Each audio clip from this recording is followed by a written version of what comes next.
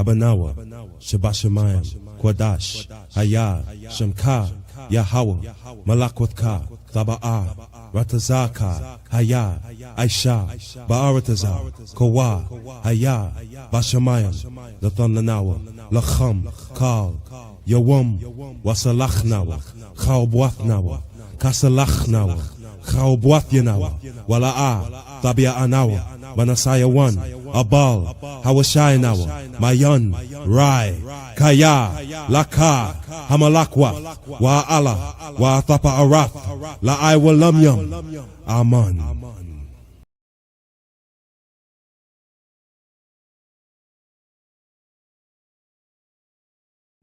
Ya Baraka, Ya Baraka, Yahweh, Yahweh, Wayashamaka, Wayashamaka, Yahweh, Yahweh, Yahweh, Yahweh, Hanyawa al Yak, Hanyawa al Yak, Wayachanka, Wayachanka, Yahweh, Yahweh, Yasha'ah, Yahweh, Yasha'ah, Yahweh, Hanyawa al Yak, Hanyawa al Yak, Wayasham, Wayasham, Laka Shalom, Laka Shalom, Yahweh Bahasham, Yahweh Bahasham, Yahweh Shah, Yahweh Shah, Barak Rapah, Barak Rapah, Yahweh, Yahweh, Yahweh Bahasham, Yahweh Bahasham, Yahweh Shah, Yahweh Shah, Barak Rapah, Barak Rapah, Yasha Allah, Yasha Allah.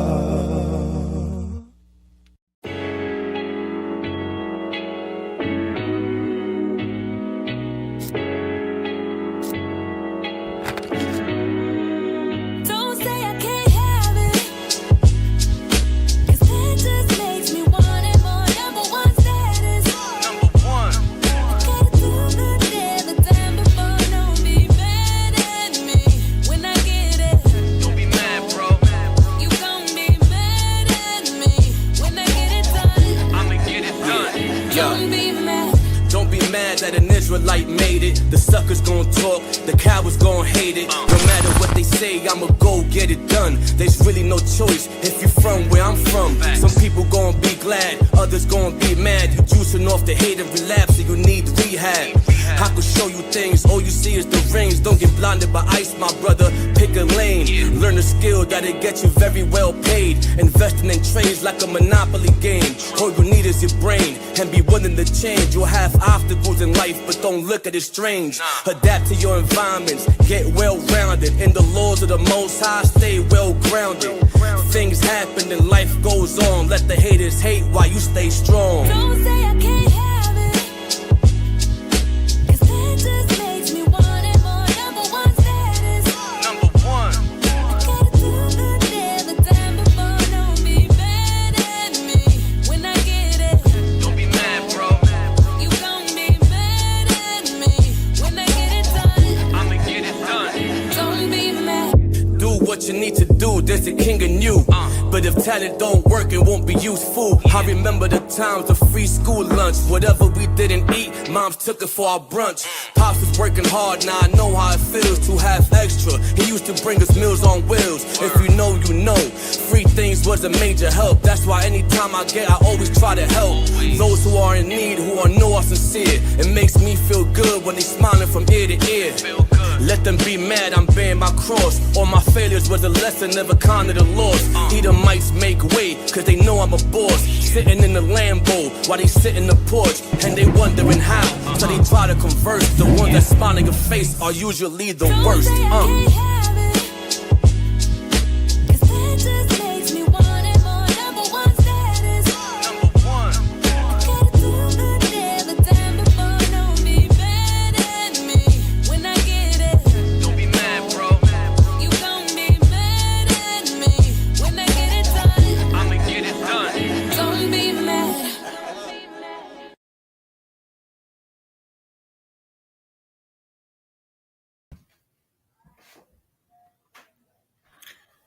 Shalom, family. Shalom, shalom.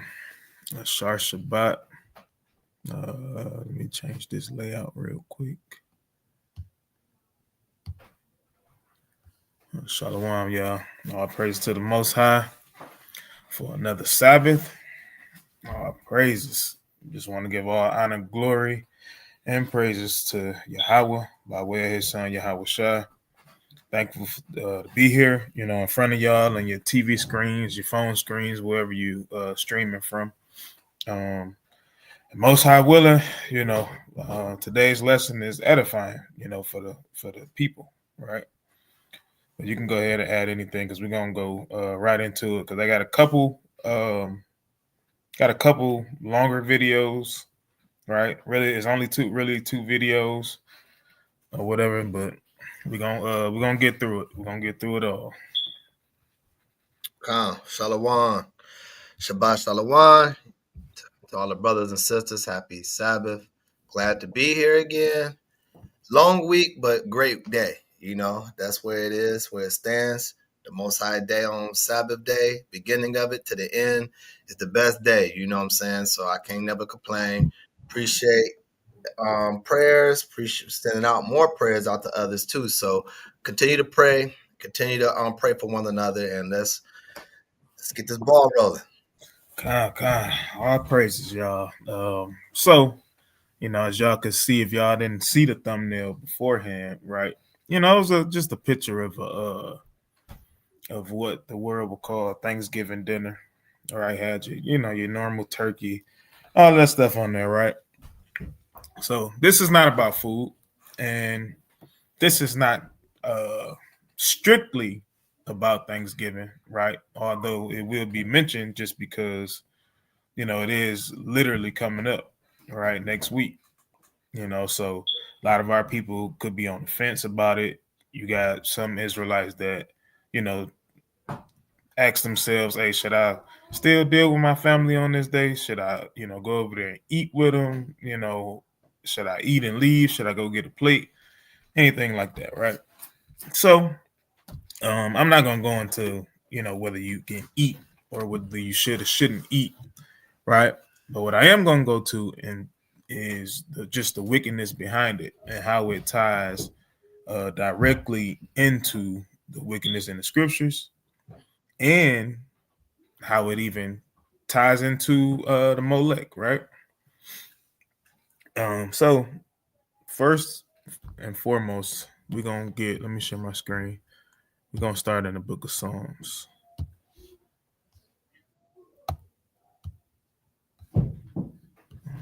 Entire screen.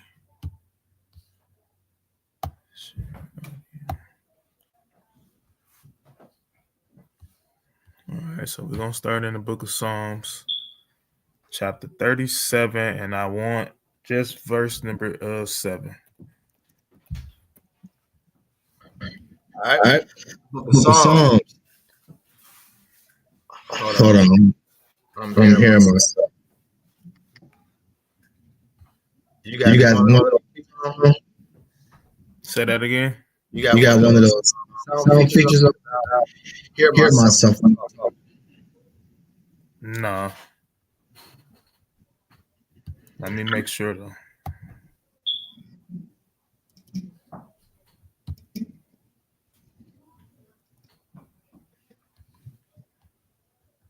Oh no, I just got say echo cancellation is on. Let me see now. Yeah, I hear myself. Yeah. Let me see on mine.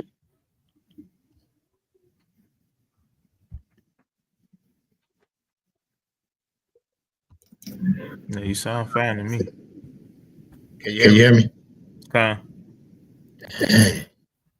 I hear myself. It's like when I'm talking.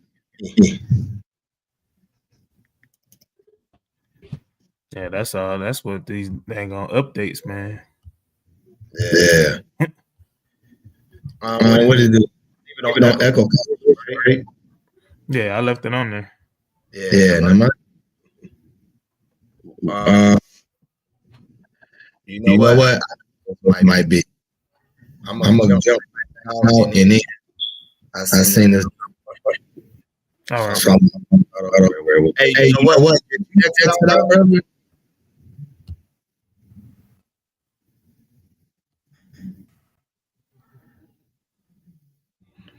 When we started off, You actually breaking up now. all right.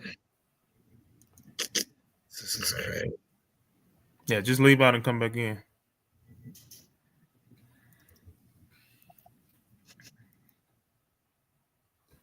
All right, so while he getting that together, y'all.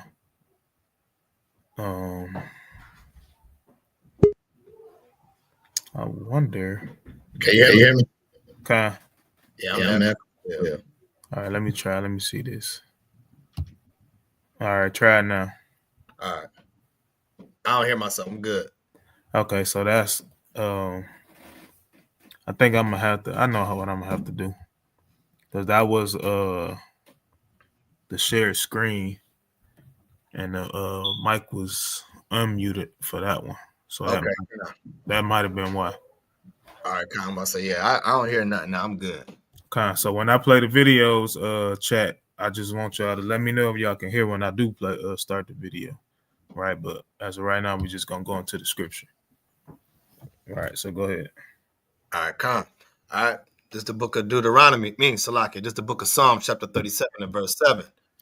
Rest in the Lord, wait patiently for him.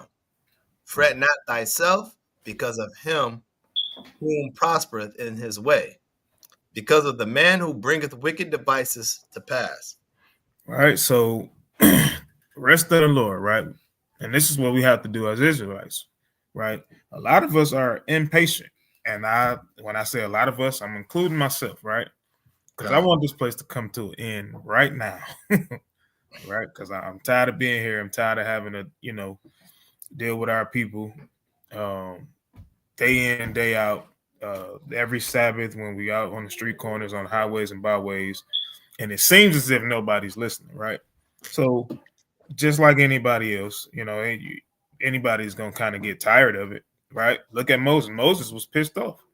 And look what he did. He, instead of speaking to the rock like he was supposed to, he hit it, right? He hit the rock because it was making him mad, because it's like, man, I just was sitting here talking to y'all.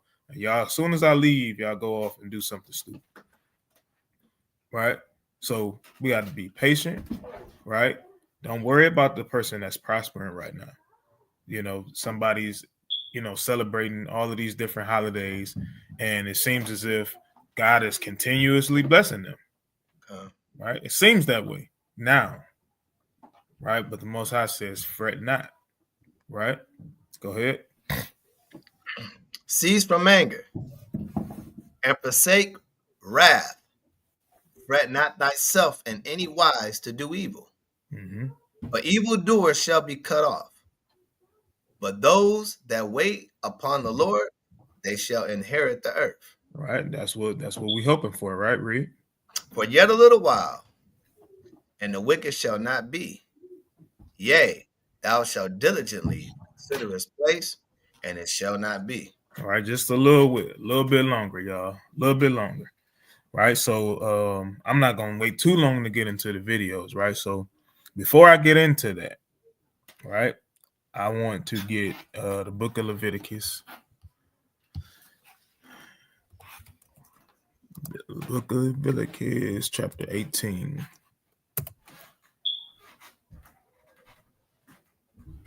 All right, so I want you to go verses 1 through 3. All right, this is the book of Leviticus, chapter 18 and verse 1. And the Lord spake unto Moses, saying, Speak unto the children of Israel, and say unto them, I am the Lord your God. After the doings of the land of Egypt, wherein ye dwelt, shall ye not do. And after the doings of the land of Canaan, whither I bring you, shall ye not do. Neither shall you walk in their ordinances. Neither shall you walk in their ordinances, right? So what's one of the ordinances? Let's jump down to verse 21.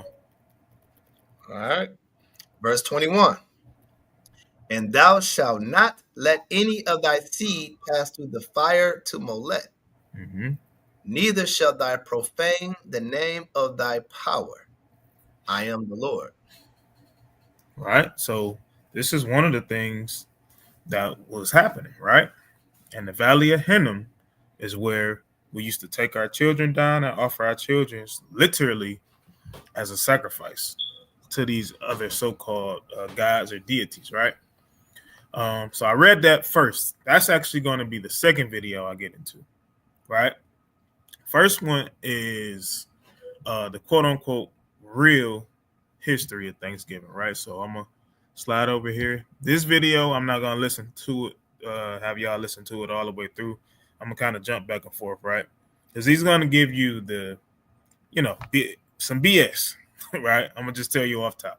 He's going to give you some BS. He's going to give you some things that may or may have not happened, right?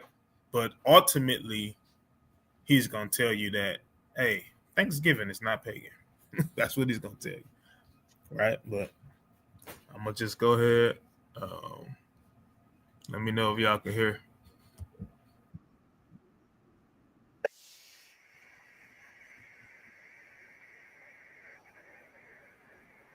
Is the audio good, y'all?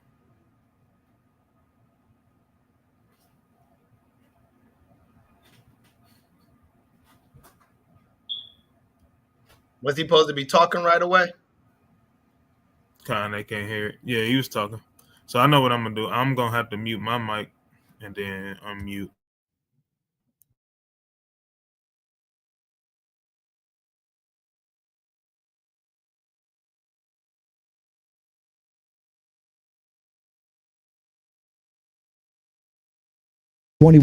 Was that really the first Thanksgiving here in America? Or has the entire story been whitewashed as a national cover-up to something far more sinister? Let's dive into this subject and find out what happens when history meets the truth right after this.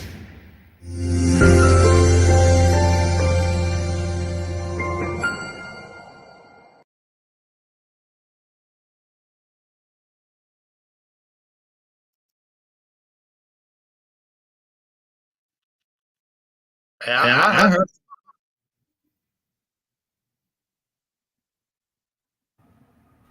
So you said something. They don't hear it. Still no sound, y'all? No, they say it's good. Okay, come. All right. We doing that echo on that thing.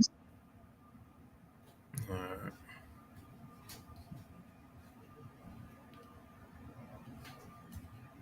Is it still an echo?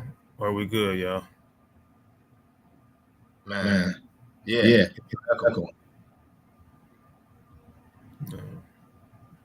I'm gonna mute my. Mute yours real quick, and y'all just let me know. Is it still an echo now?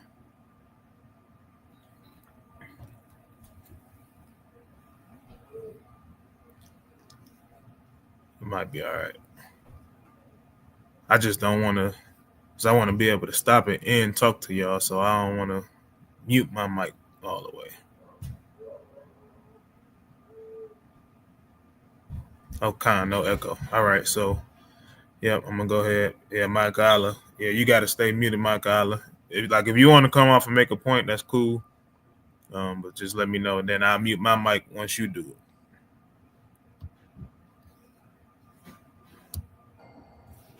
Hello, everyone. I'm Jim Staley, Passion for Truth Ministries. And if you're new to this channel is all about doing a deep dive into the original language, the original culture, the context, the idiomatic expressions, all the debates on both sides of the coin in the first century and beyond. We want to find out the Christian roots of our faith. We want to interpret the Bible from the original context that it was written in.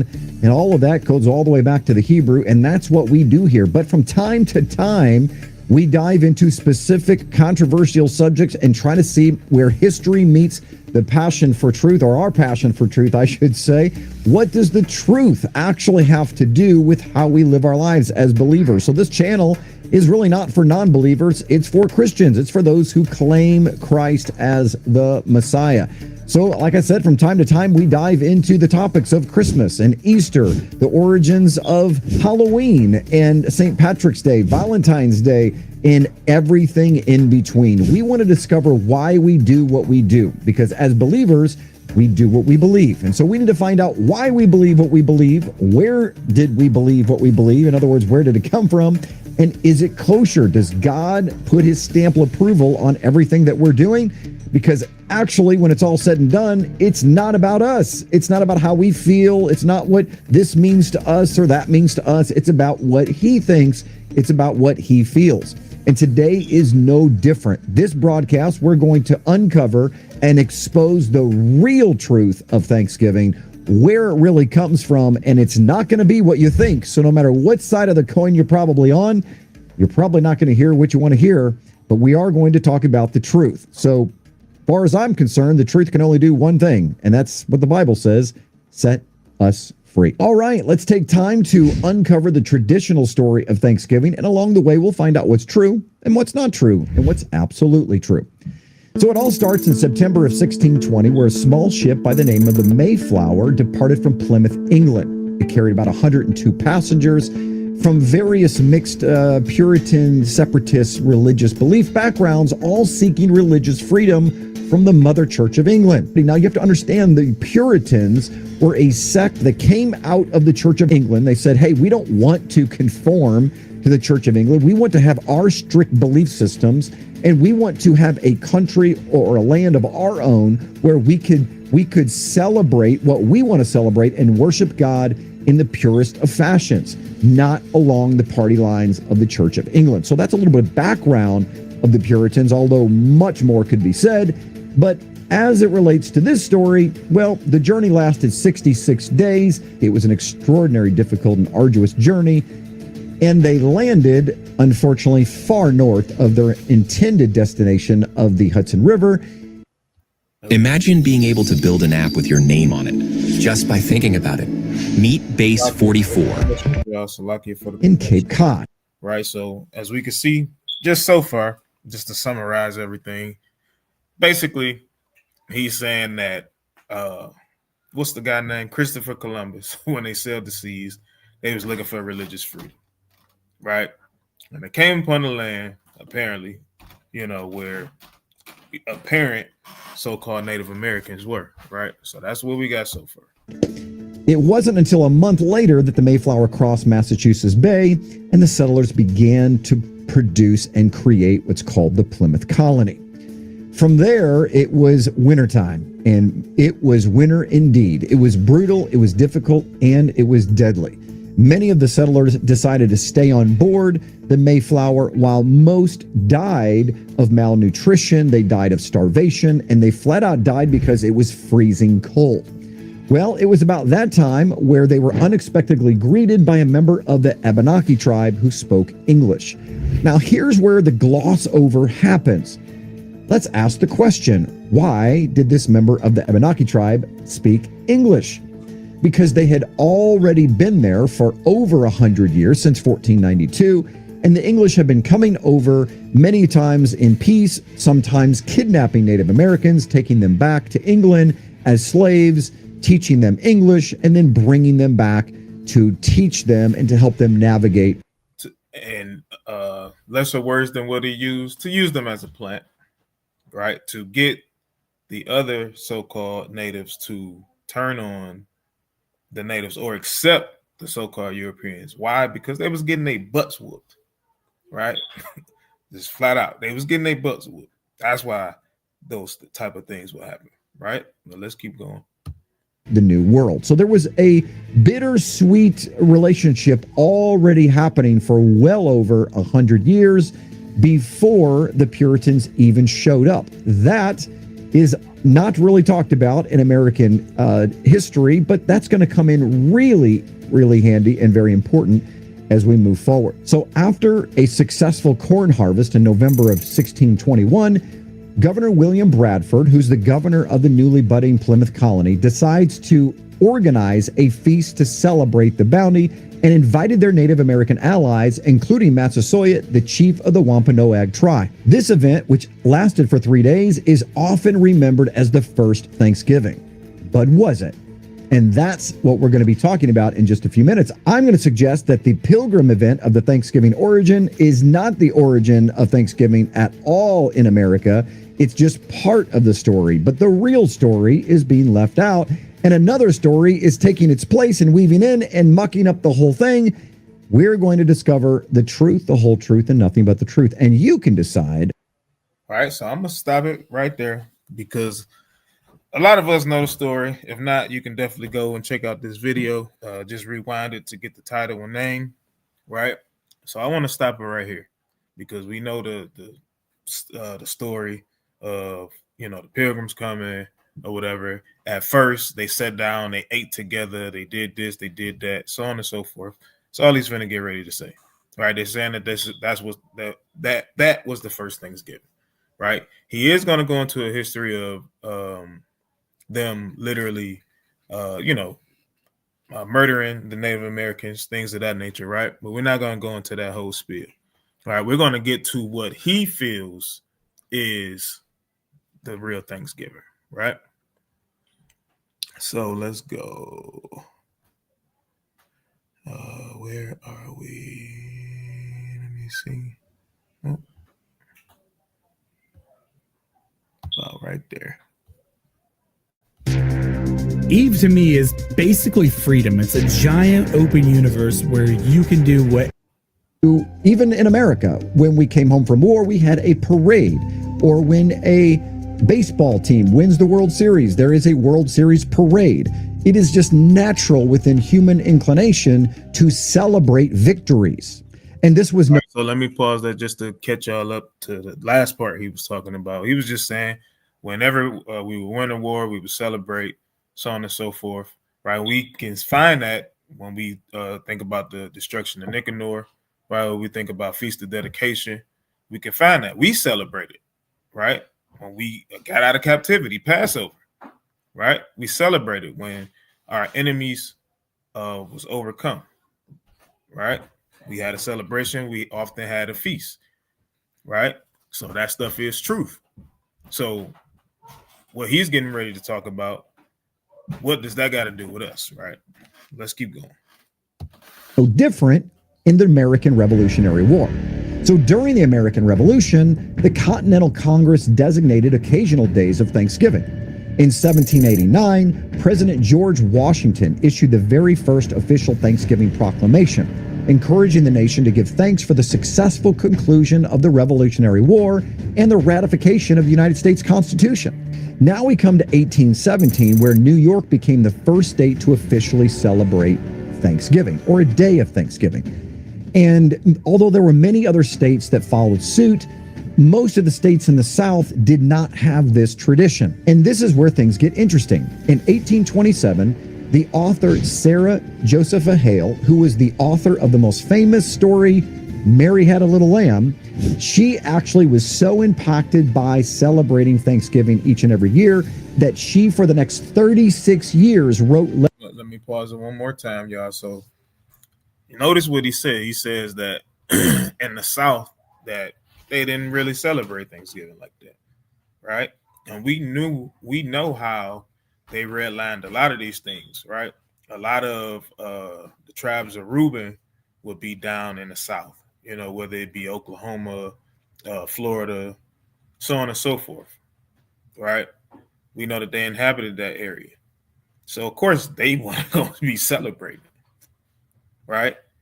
In the northern part, and even in some parts of the eastern, right, you had what we would probably call the Gadites, right? The Wampanoag tribe. I forgot it started with an L. I can't think of it, right? Other different tribes, they would always fight each other for land. And eventually they would be, you know, overtaken, just like any of the other states. They'll be overtaken by the so-called Europeans, right? And then be forced to do their ways, right? But it took them a while to overcome the tribe of Reuben, right? So, of course, they wouldn't be celebrating it right off the rip. Now, let's keep going. Letters to presidents, congressmen, senators, and politicians, and she tried to get them to nationalize the holiday for the sole purpose of unifying the entire country, because at this point, the North and the South were extraordinarily split. And this brings along how Abraham Lincoln fits into the story. So in 1863, during the Civil War, President Abraham Lincoln responded to Hale's plea.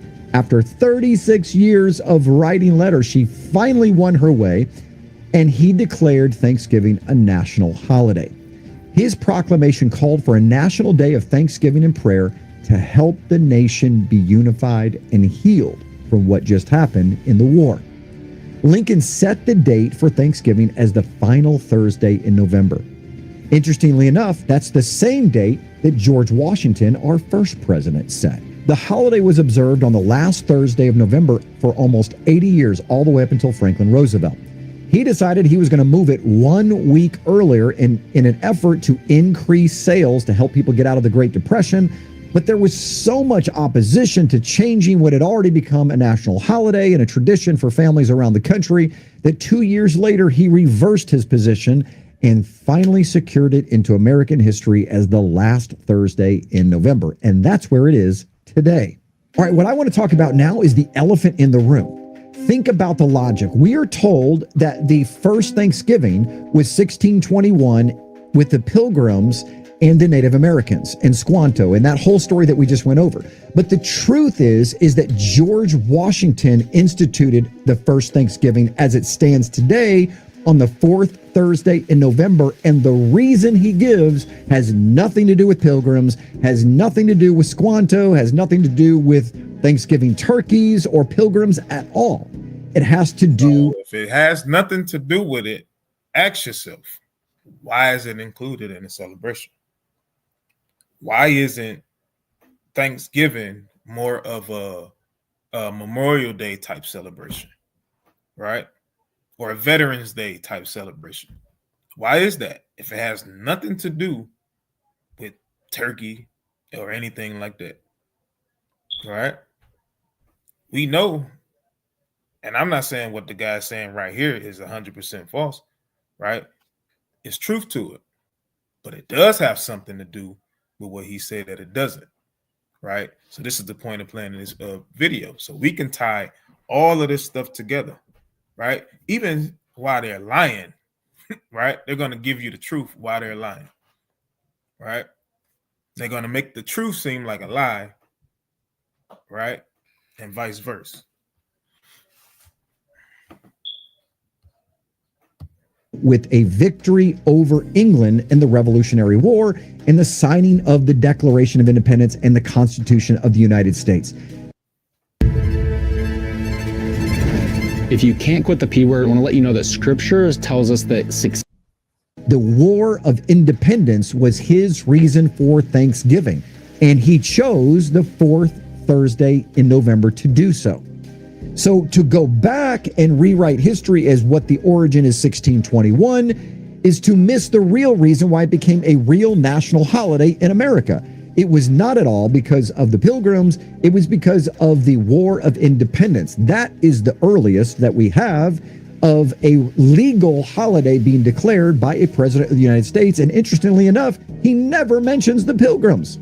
And it gets ratified by President Lincoln for the same exact reason. As Americans came out of a civil war, he wanted to unify the North and the South because the North was already pretty much celebrating a Thanksgiving, and he did it for a similar reason that George Washington did, to bring unity to the country. So the truth is, it was the New Englanders and the truth is, right, that they wanted to mock the so-called Native Americans. That's what the truth is, right? They used us to fight in their wars, promising us freedom, right? Only to turn around when we actually won the war to still held us captives, right? Not set us free, still indentured servants, right? So that's what the truth is. Early 1900s that changed the origin of Thanksgiving to go all the way back to 1621 in Plymouth. But the reality is, it was George Washington in 1778 that declared a national holiday on the fourth Thursday in November, exactly the way it is today, which is a big giveaway that that's the origin, because they didn't do it on the fourth Thursday in November in 1621. We have no idea. And it was 3 days. Okay. But it was this American president and American presidents after that, like President Lincoln, that enshrined this holiday into what it is today. So although it may be true that some historians still point back to 1620 and 1621 as the very first Thanksgiving with the Wampanoag people and Squanto and the Pilgrims at Plymouth, but the reality is that was a very short peace treaty that lasted for a very short period of time before it all fell apart. And the story they don't tell you is the massacre of the Native Americans as they went to war in the 30s and the 70s called Philip's War, and it decimated the Native Americans of that time period. If we're going to attach the Pilgrims to the original story of Thanksgiving, and that's your version, then we at least need to honor the Native Americans and tell the truth, whether we like the truth or not. Now, I wasn't there. It wasn't me that made those atrocities, but there you go. That's Esau's favorite line right there, y'all. Hey, it wasn't me that did it. Right? We need to honor it by telling it. Right? That's the only way to honor it. Why not honor him by giving them their damn land back? But they're not gonna do that though. Right? They just gonna continue to mock this thing every year. This is why we're bringing this out, because we want our people to stop partaking in this foolishness. Right? This is a bunch of wickedness that goes on every last Thursday in November, regardless of whether you're around family, whether you're around people from your job, right? Whether you in the own comforts of your own home, right? And you celebrating this day. This is what you're doing, right? You're doing these things unknowingly. our ancestors did, and that's something that we should not be proud of. So we should at least honor by telling the truth, the whole truth, and nothing but the truth, no matter how it makes us look. But it's my opinion that that's not the original story of Thanksgiving at all. That Thanksgivings were celebrated in every culture, in every continent, in every language, as I mentioned before. And this was in the mind of George Washington. It wasn't the Pilgrims that he had in his mind. It was the fact that they had a military victory and they wanted to give glory to God, unify the country, and have Thanksgiving Day that God gave them victory over their oppressors. And that's what every culture did. And this just so happens to be a coincidence that there was a Thanksgiving during the time of 1621 and a time of Thanksgiving in 1778, because every culture did the same thing. What historians made the mistake of doing, or I should say the New Englanders in the early 1900s, is connecting the two and say this is the origin, forgetting that every culture did this. It was simply a coincidence. Now, here's the next question. Is Thanksgiving pagan? This seems to be a very prevalent idea in modern 21st century, is that Thanksgiving is pagan. Now, we know that Christmas and Easter and Halloween and many of these holidays that Americans celebrate today are in fact pagan in origin, without a doubt. If you doubt that, you can watch December 25th on Trial. It is a very deep academic look at just why we chose December 25th to begin with. You'll be shocked at why we celebrate Christmas and how it got changed from the Festival of Sukkot, the Feast of Tabernacles, when Jesus, Yeshua, was really born. As a matter of fact, if you want to find out why they changed it from Sukkot to December 25th, which was the winter solstice, you can watch When Was Jesus Really Born? That will open up your eyes as well and shock you and get you excited about learning more about the Bible. But I digress. Let's finish up this broadcast by talking about whether or not Thanksgiving is actually pagan and should we celebrate it? Because there is a very firm foundation for that belief until you actually look at it deeper. And so let's talk about paganism, period. So paganism simply is a term that means that's outside of the God of the Bible. So outside of Judaism, outside of Christianity, and outside of Islam. Everything else is pagan. See that? Well, we know what the truth is, right? Islam, that crap is pagan, right? He had it right up until that in Islam part, right? So this is the definition, right? Anything outside of the worship of the Most High God, Yahweh, right? And out of Judaism, which means what? If your ancestors didn't come up with it with days like Feast of Dedication, which we're gonna keep, in a couple more weeks, right? Destruction of Nicanor or Feast of Purim, so on and so forth, right? Those things wouldn't be considered pagan, right? Those things were made up by your own people, right? Your own ancestors, your own rulers, your own judges, your own elders. Those things were created for us to have a remembrance of us actually going through things, right? For us to have a thanksgiving unto our God, right? So that alone proves that Thanksgiving is pagan, but we're going to continue to prove how pagan it is. And so there are absolute definitions that we as Bible believers have to go by if we're going to determine what's pagan in origin and what's not. It's very similar to copyright laws. Now you might say, what in the world are you talking about? Copyright laws.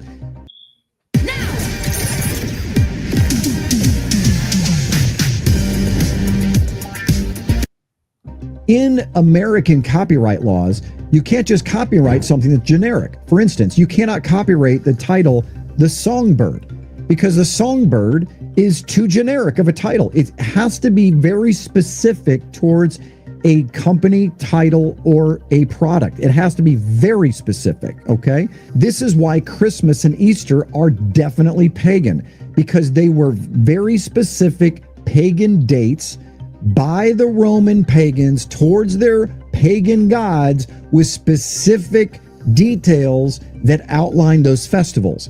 And when the Roman Christians came along, they borrowed those, say syncretized them, and they threw a little holy water on them and took every element of those holidays and simply Christianized them. They simply took the pagan components of those traditions and Christian. Right, and if y'all watch Priest class, this is what Priest was talking about when Paul, during Paul's letters, right? You would bring something that's outside and try to synchronize it with the Holy Scriptures.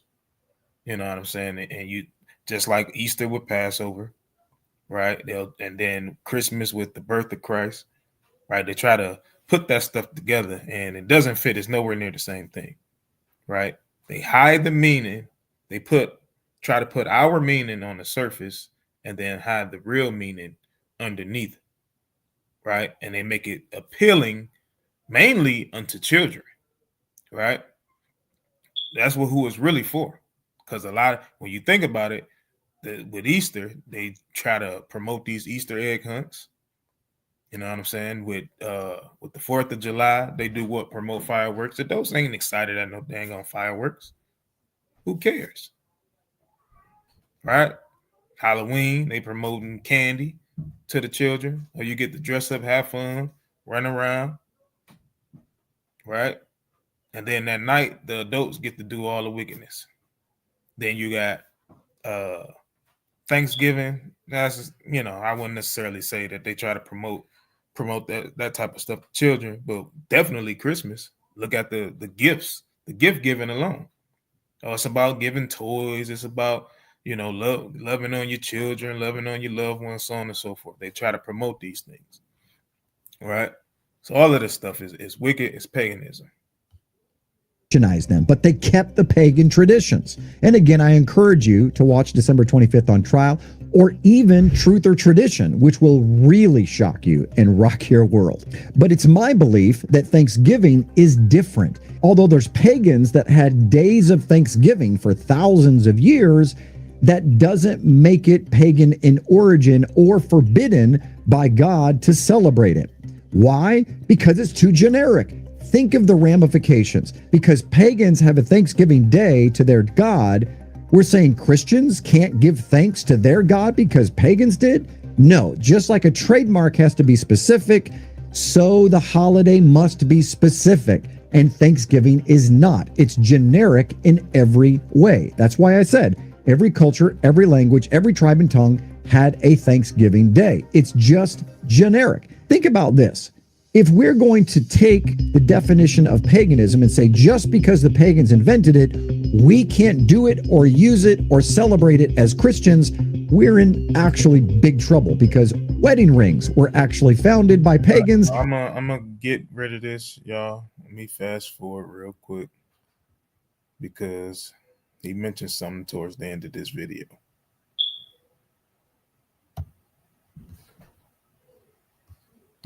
Muddy part that we're celebrating, it's the original part that is pure and holy. And although even in 1621 it wasn't perfect, the relationship certainly was worth celebrating, so much so that the Native Americans celebrated with the Pilgrims, and that should say something. Now, I'm certainly not saying that paganism hasn't somehow crept into Thanksgiving, because it absolutely has. The cornucopia finds its origin all the way back in Greek mythology with Zeus. The legend says that Zeus accidentally broke off one of the horns of his wet nurse, but he turns it into a cornucopia as an I'm so sorry. He promises its perpetual overflow with her favorite fruits. And then somehow that cornucopia eventually morphs into modern day Christianity and finds its way into Thanksgiving, likely because Thanksgiving has to do with a harvest and an overflow in abundance. So you can decide whether or not you want to have a cornucopia this Thanksgiving, but I wouldn't recommend it just because it's. All right, so I just wanted him to point out that. Let me stop. Let me go back. Right, so we're going right back. Let me mute that screen first. Michael Aller, you're going to mute. Right, so we're going right back to Leviticus chapter 18, right? 18 and verse number 1. That's what I want you to start out again. Actually, just read verse number 3. All right, this is the book of Leviticus, chapter 18 and verse 3. After the doings of the land of Egypt, wherein ye dwelt, shall ye not do, and after the doings of the land of Canaan, whither I bring you, shall ye not do, neither shall you walk in their ordinances. Right, so the reason why I took it way back to Egypt, right, because we know that the last thing that the guy mentioned was what? Rome, right, with so-called Zeus, right? But we all know, right, from Rome to Assyria to Babylon to Greece, even to America, right? This is what they bite from, right? They bite it from here and they just take it to a more wicked stage, right? Even what it is, even right now, right? The reason why I'm mentioning the Molech, right? We're going to get into it, right? So now let's go to the book of Leviticus chapter. Actually, let's go to Colossians first. All right. Colossians chapter 2. Then we can go to Leviticus. All right. So Colossians chapter 2 and verse 8. All right, this is the book of Colossians, chapter 2 and verse 8. Beware lest any man spoil you through philosophy and vain deceit, after the tradition of men, after the rudiments of the world, and not after Christ. And not after Christ. Right? So if, like because according to him, he says that it's cool for any culture to have a Thanksgiving after they win the war, right? It's a celebration, so on and so forth, right? But if we're talking about a revolutionary war, what the hell does that have to do with Christ? Right? Paul was literally writing this for, of course, people during that time, but men like this that were to come. And our own people that believes in that thing. Right? And they do these things after the tradition of men. Right? So now let's go to the book of Leviticus. Right? Let's go to chapter 20. And start at pick it up at verse 1. All right, this is the book of Leviticus, chapter 20 and verse 1. And the Lord spake unto Moses, saying, Again, thou shalt say to the children of Israel, whosoever he be of the children of Israel, or of the strangers that sojourn in Israel, that giveth any of his seed unto Molech, he shall surely be put to death. The people of the land shall stone him with stones. Mm-hmm. And I will set my face against that man, and will cut him off from among his people, because he has given of his seed unto Molech, to defile my sanctuary and to profane my holy name. Mm-hmm. And if the people of the land do any ways hide their eyes from the man, when he giveth of his seed unto Molech, and kill him not, then I will set my face against that man, and against his family, and will cut him off, and all that go a whoring after him to commit whoredom with Molech from among their people. Right. So this is the judgment, right, for giving your seed to Molech, right? For even during this particular time, even sacrificing, right? Sacrificing your children. We understand that, right? Now, this next video is going to literally show how this Molech is still alive, right? Not necessarily in the physical, or well, in some ways, right? In some ways and in some places than the physical, but more so spiritual level, right? When you start doing all of these different things, you celebrating these different holidays, right? Knowing that they are not ordained by the Most High, right? Knowing that they have pagan roots to them, knowing that they have wicked rituals to these particular days, right? And how they was born and how they was created from these other nations, right? This is no different than you making your son or daughter pass through the fire of Molech, right? Luckily, we have grace for a lot of the things that we committed. Otherwise, we would literally be cut off. This is what the scriptures say about those that give their seed to Molech, right? So, you got anything you want to add before we play this video? Because this video is about 20 minutes. This one, for sure, I want to watch most of it. So, Okay. if you want to add anything, you can.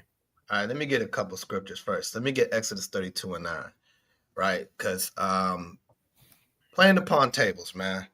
No matter how many times we talk about this type of times of these holidays, how wicked it is, how we're not supposed to do it, our people don't care, right? They really don't care. And the reason why they don't care is because it's the fantasy of how we grew up, of knowing that how our families and the adults have showed us the way of how to communicate and how to gather. This is why we do it, because we have turned our back against God way too many times. We still do it, and we think that God is still dealing with us, and not realizing that we learned the way how to gather through the heathens' traditions. We learned how to celebrate Thanksgiving. We learned how to celebrate Christmas. We learned how to celebrate all these holidays because the heathens showed us how to do it, and we doing it for their ritual purposes. But no matter how many times we tell them, the Most High continue to say this. Give me Exodus 32:9. Okay. It's the book of Exodus, chapter 32 and verse 9. And the Lord said unto Moses, I have seen this people, and behold, it is a stiff-necked people. Now therefore let me alone, that my wrath may wax hot against them, and that I may consume them, and I will make of thee a great nation. Right. So understand, man, these holidays that we want to partake in, the Most High is waxed hot against us. That's why we got fighting. That's why we got killing. That's why we got a lot of things that happen on these wicked holidays. You know what I'm saying? Because the Most High is waxed hot because we are stiff-necked people. No matter how many times we bring this stuff out, our people are going to say the same excuse. Well, this is the way I gather with my family because I don't see on no other time. The other excuse would be, well, I don't want to let the children down, so that's why I do it. And then you cut yourself by saying, like, yo, I know it's wicked and I know it's pagan, but I'm just doing it for the fun. I don't celebrate it though. I don't celebrate it, but I just do it just to get around the people. Okay. Rather if you're there, or rather if you participate, you celebrating it. No matter what. No matter if you can come with me with the same lame excuse, I don't celebrate this thing, I just do this. You're celebrating it. You're no different from the person that started the event, right? So what you said earlier, right? Like my man said that in the video, he was saying that, yeah, we can join these, the religion can go hand in hand with these type of feasts. And he literally said they were pagan, right? So let me get 2 Corinthians chapter 6. And we're going to start at verse 14. Because the Most High, when he made the word for all of us, it made it so simple for us to understand when we keep the commandments. It's not hard to keep, and it's not hard to understand when we know that we're supposed to be doing everything from the Lord. Right? So let's see what Paul talks about right here. This is the book of 2 Corinthians, chapter 16, starting in verse chapter 6, starting in verse 14. Be ye not unequally yoked together with unbelievers. For what fellowship hath righteousness with unrighteousness? So why would you go and celebrate that with your family? Mm-hmm. You know that God is against that. So why would you go against the grain for the Most High to trim your ways to love others? Right? The scriptures even talks about that. Why trimmest thy ways to show love? So you will go out your way just to satisfy family, but say, the hell with you, God. I want to do what I want to do because my family, I'm in this truth 24/7. I need a little break from you. So I just want to at least show my love to them. That's what you're doing. Okay. All right, go ahead. And what communion hath light with darkness? What kind of what kind of gathering that makes good and evil come together? It don't mix. Go ahead. And what concord hath Christ with Belial? Right. What kind of gathering is that? Right. What kind of agreement? Right. What kind of agreement do Yahushua and Belial have? Right. Go ahead. Or what part hath he that believeth with an infidel? Right. So and that's the same thing as a non-believer, right? So how can Yahweh's and Yahushua feast days and our feast days can concord with these holidays that they celebrate? How can our Passover match Easter? Like, what do a bunny got to do with Yahushua getting us out of Egypt? I mean, Yahweh getting us out of Egypt. What do that got to do with a rabbit?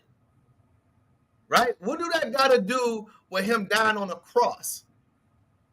What do that got to do with Yahushua was not even born around that time when he called, what they call it, the Friday? What is the Good Friday? Okay. That don't even match with the scriptures. How are you going to put, how are you going to match that up? Right? Then how do you can say Christmas is his birthday? Like, how do you match that up? Like, there's no connection with that, right? Go ahead. And what agreement hath the temple of God with idols? For ye are the temple of the living God, as God hath said, I will dwell in them and walk in them, and I will be their God, and they shall be my people.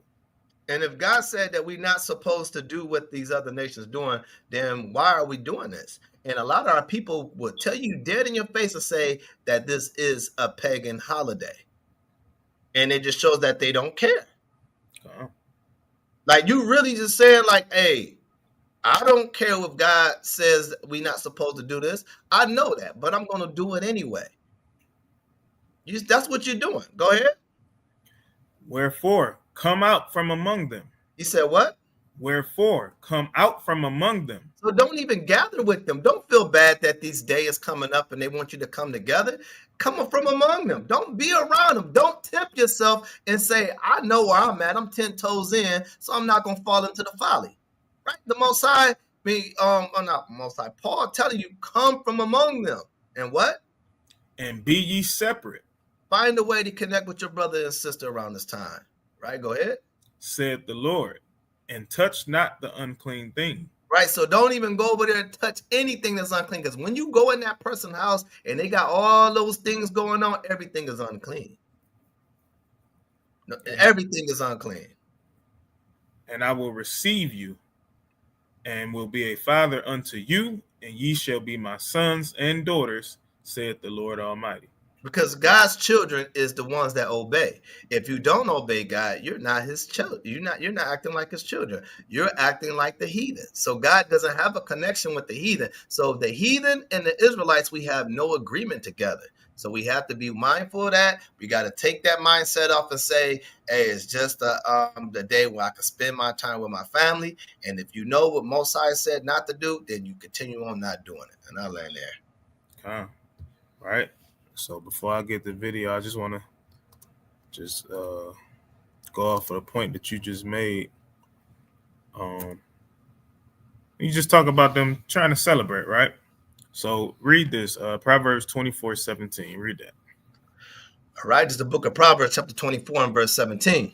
Rejoice not when thine enemy falleth, and let not thine heart be glad when he stumbleth.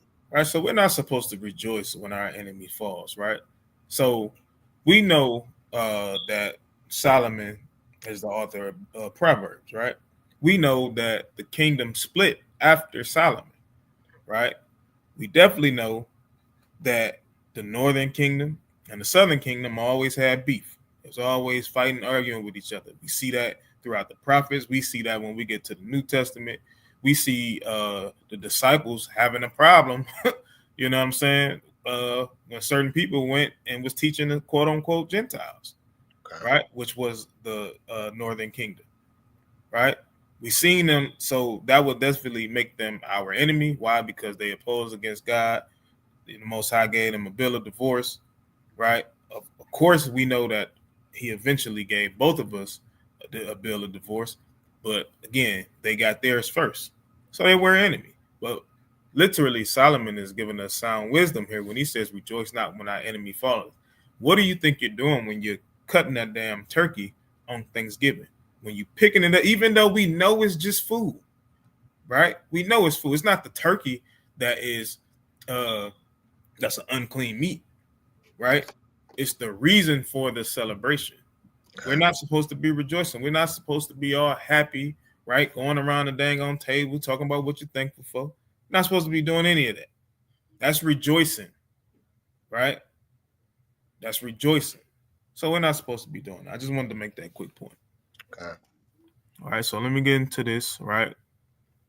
This is going into the Molech. And this is going to just show you how, just in many different ways, that this thing is still active, right? And how, actually, Salakia, I forgot I got to go back and unmute it.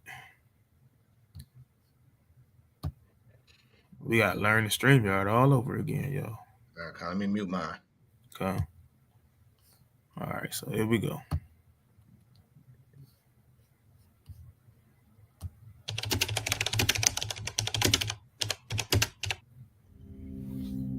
What if I told you that the most terrifying god in human history never died? That Moloch, the ancient deity once associated with the sacrifice of children in blazing fires, still exists not as a statue in a forgotten temple, but as a living force embedded in the very systems we obey today.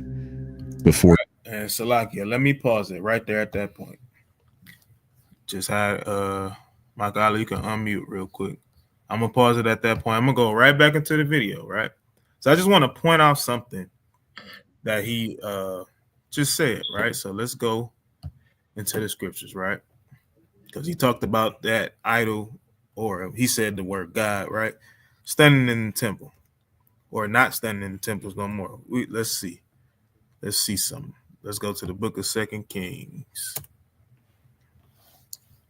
chapter 23, and let's pick that up at verse 10. Actually, pick it up at, yeah, you can read verse 10. That's cool. All right, this is the book of 2 Kings, chapter 23 and verse 10. And he defiled Topheth, which is in the valley of the children of Hinnom, that no man might make his son or his daughter to pass through the fire to Molech. All right, so this is going into, when you go back to the previous chapter, you see Josiah is ruling, right? And we all know that Josiah, he got rid of all of the idols, right? Right, he got rid of all of the idols, the groves. He got rid of all of these things, right? And this is what it's saying that he was doing, right? He got rid of this too, right? He got rid of the Molech, right? Because he says, which is in the valley of the children of Hinnom. This is where, again, not only just the Israelites, but the Ammonites, the Phoenicians, the Ammonites.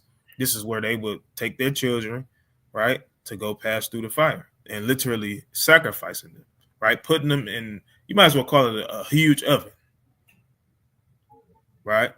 And we're going to go into who actually made this, right? Who actually made one of these things.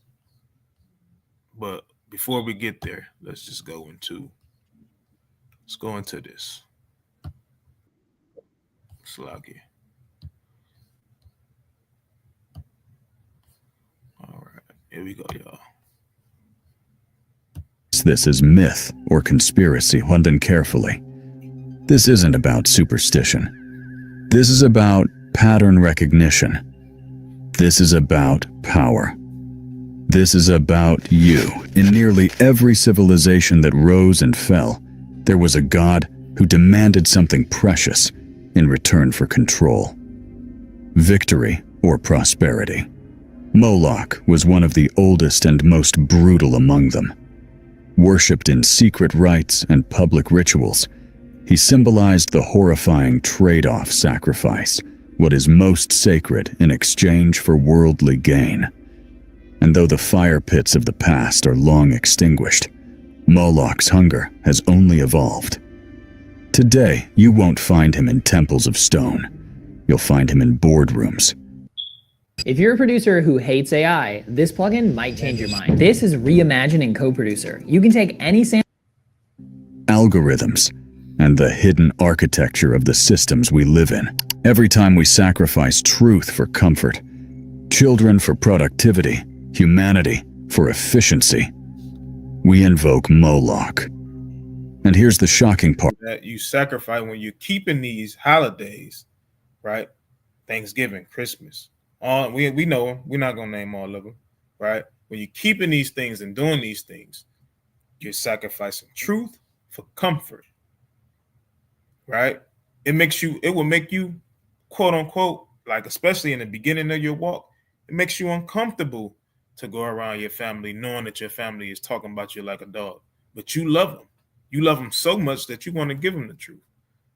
But now, since they talk about you, you stop giving it to them. You might even succumb to start celebrating back these holidays, right? And try to keep the law, statutes, and commandments in secret, right? Every single time that we don't obey the Most High, right, we're sacrificing truth for comfort, right? Let's go. Most of us are doing it unconsciously daily, without ever realizing that we've become both the worshipers and the sacrifice. The elites. They know this archetype well. In fact, many of them build their empires around it. But this isn't about some secret cult behind closed doors. This is about a psycho-spiritual mechanism, a force that operates through us when we allow fear, greed, and blind ambition to govern our choices. This video is not just an expose. It's a mirror, a wake-up call, a dangerous remembering. You'll see how this ancient god was never a relic of the past, but a living energy that thrives on human disconnection. And most importantly, you'll learn how to recognize its influence in your life and how to stop feeding it. Ready to confront the truth? Then don't blink, because once you see Moloch, you can't unsee him. Moloch. The very name carries an echo of dread, a god whose rituals were whispered in the shadows and etched in ancient scriptures as warnings. But who was Moloch truly? Was he a literal deity, worshipped in blood-soaked ceremonies, or something far more symbolic, a dark embodiment of humanity's own lust for power at any cost? In the ancient world, Moloch was most closely associated with the Canaanites and Phoenicians.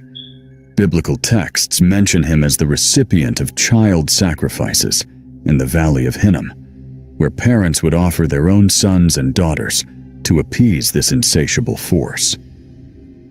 Archaeological evidence in places like Carthage has revealed charred remains of infants in burial urns, a chilling hint that these stories were more than just metaphor. But the ritual wasn't merely physical, it was psychological. Sacrificing the future to preserve the present. Giving up innocence to maintain control. Yet Moloch wasn't confined to a single form or region. The name shifted across cultures, sometimes linked with Baal, sometimes with Saturn, sometimes left unnamed. What remained constant, however, was the archetype, a deity that required the ultimate price in exchange for favor. A transaction between fear and ambition. What made Moloch terrifying wasn't just the cruelty of his demands, it was the logic behind them. In a world of scarcity and survival, people believed that only by giving up what they loved most could they secure divine protection. Moloch was not madness. He was that's madness, right? That's madness, right? Let me just rewind it just about 10 seconds. Just let them repeat that.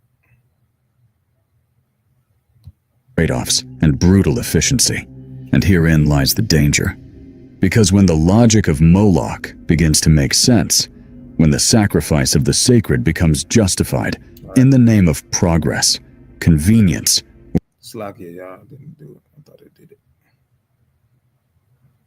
People believed that only by giving up what they loved most could they secure divine protection. All right, so giving up your child, this is the only way that you feel like God, right? And in their mind during this time, this is God, right? God is going to protect you by just giving up your children, right?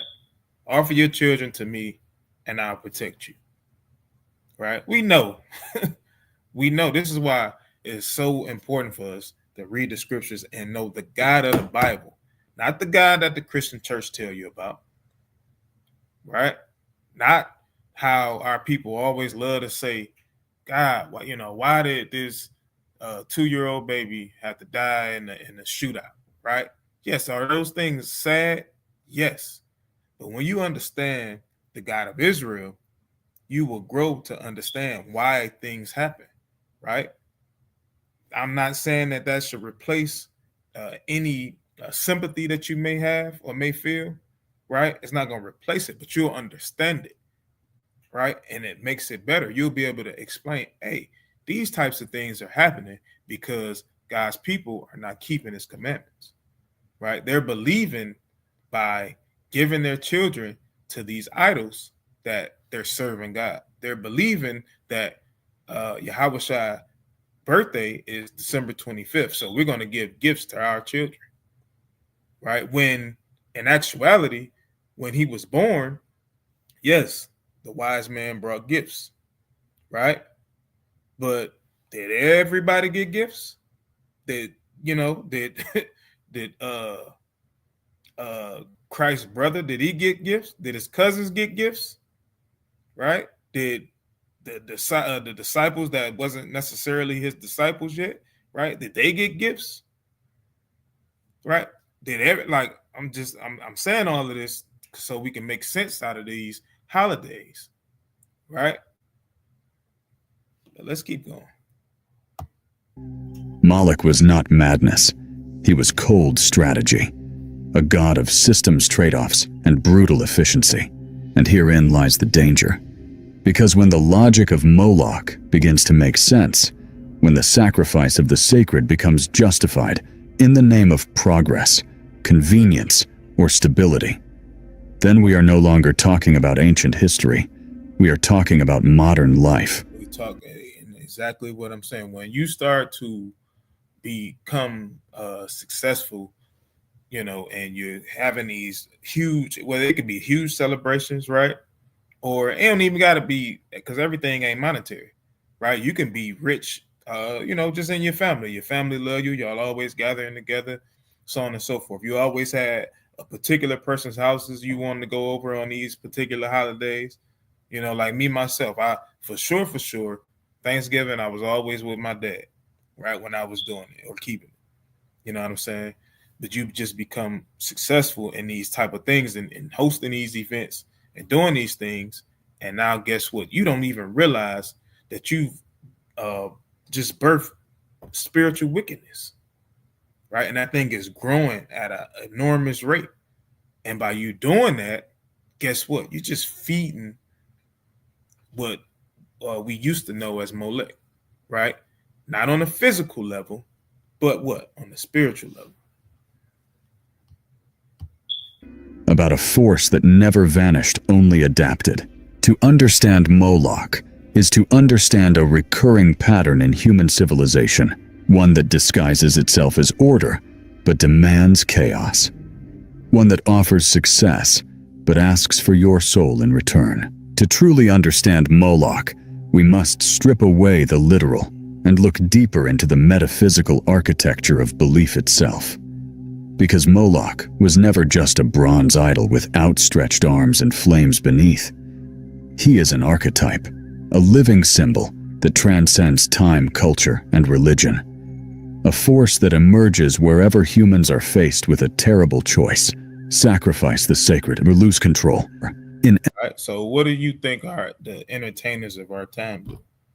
Right. This is why about 60-70% of them be on drugs, because they can't take the type of things that they have to endure or go through, right, in order to remain successful.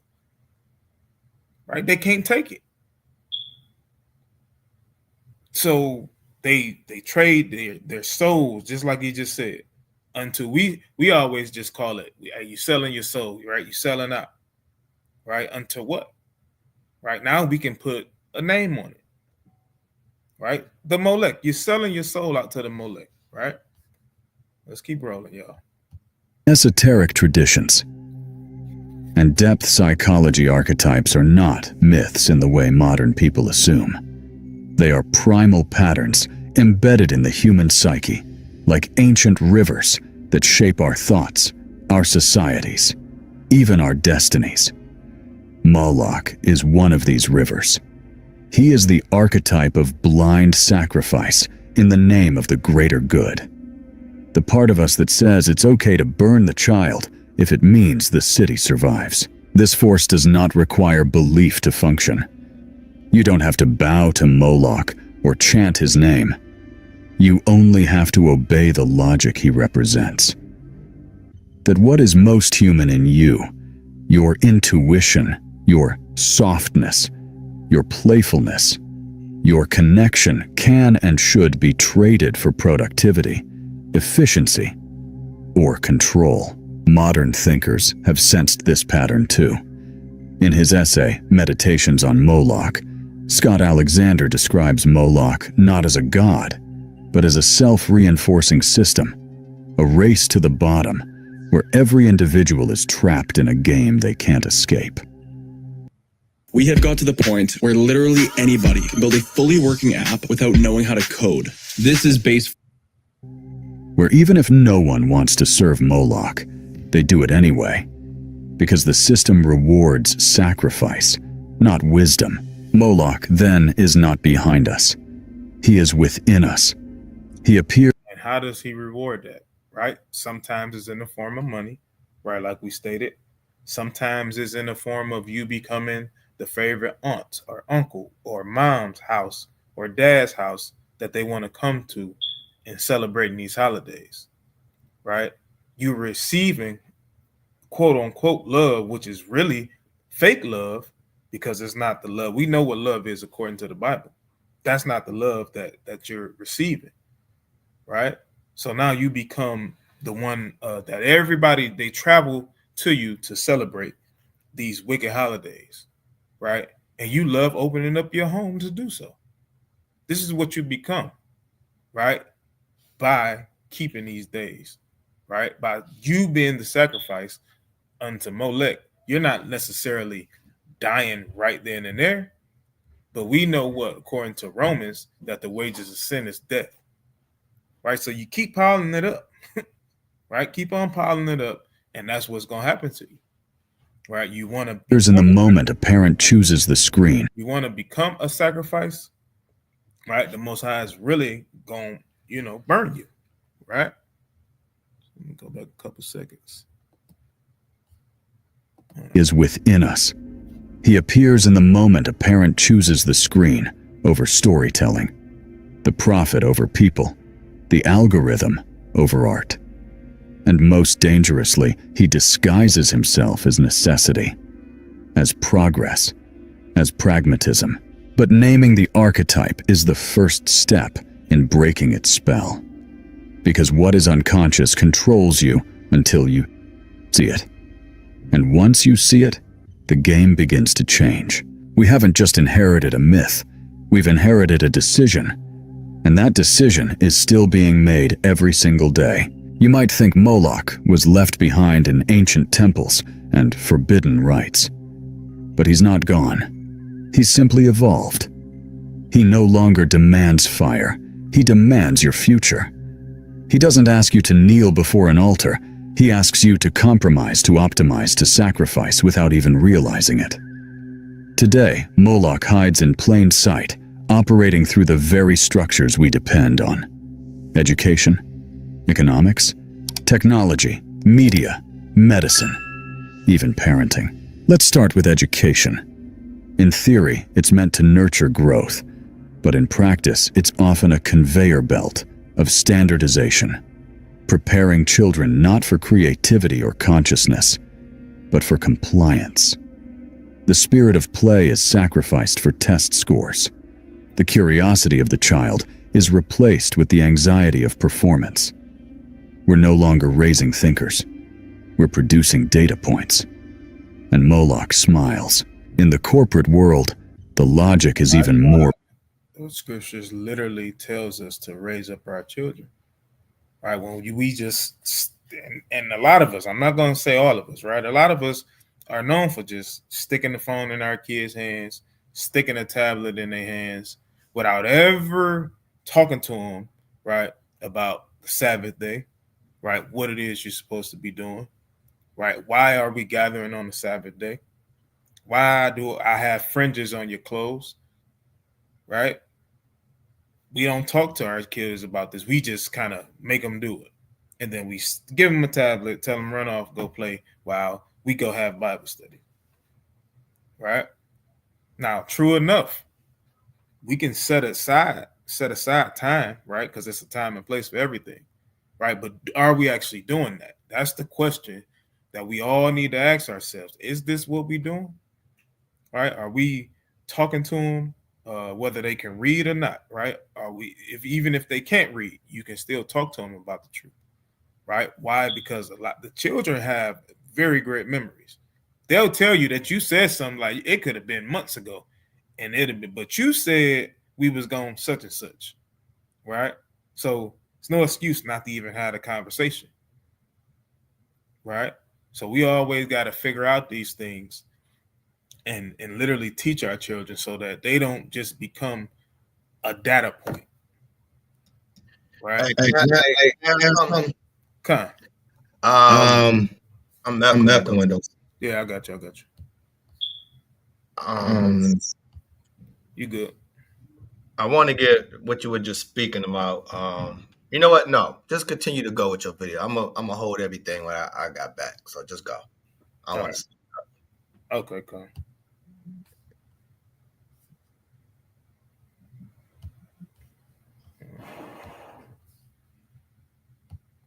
Or brutal. People trade their health, their time, their family bonds for the illusion of security or advancement. Work-life balance becomes a joke. Hustle culture is glorified burnout normalized and rest demonized. Entire industries exist to extract as much as possible from the human being, as if the soul were just another resource to mine. This isn't just capitalism, it's a cult of productivity. And Moloch drinks deeply, even in digital life. This game, you're not ready for it. Moloch is fed every time we choose the algorithm over authenticity. Social media thrives on outrage, division, and comparison. We sacrifice presence for validation, depth for dopamine. Every scroll, every like, every unconscious interaction is a tiny offering. Not because we want to, but because we're caught in a system that rewards reaction over reflection. the scariest part. And how are we caught up in that when it comes down to social media? That's the first thing people do is react. Let something kind of crazy happen, right? And people gonna make jokes about it. Right? All for the love of clicks and likes. Right? And you can monetize off these things. Right? So when you see people just constantly, like it's a bunch of people that are so-called influencers, right? YouTube influencers, Instagram, this and TikTok that. They do all of these things on there, and they're spending all of their time trying to make money, and you're not even raising your family. Right? Let's keep rolling. None of this is being forced upon us. There are no chains, no whips, just incentives. Systems so cleverly designed that we don't realize what we're giving up until it's too late.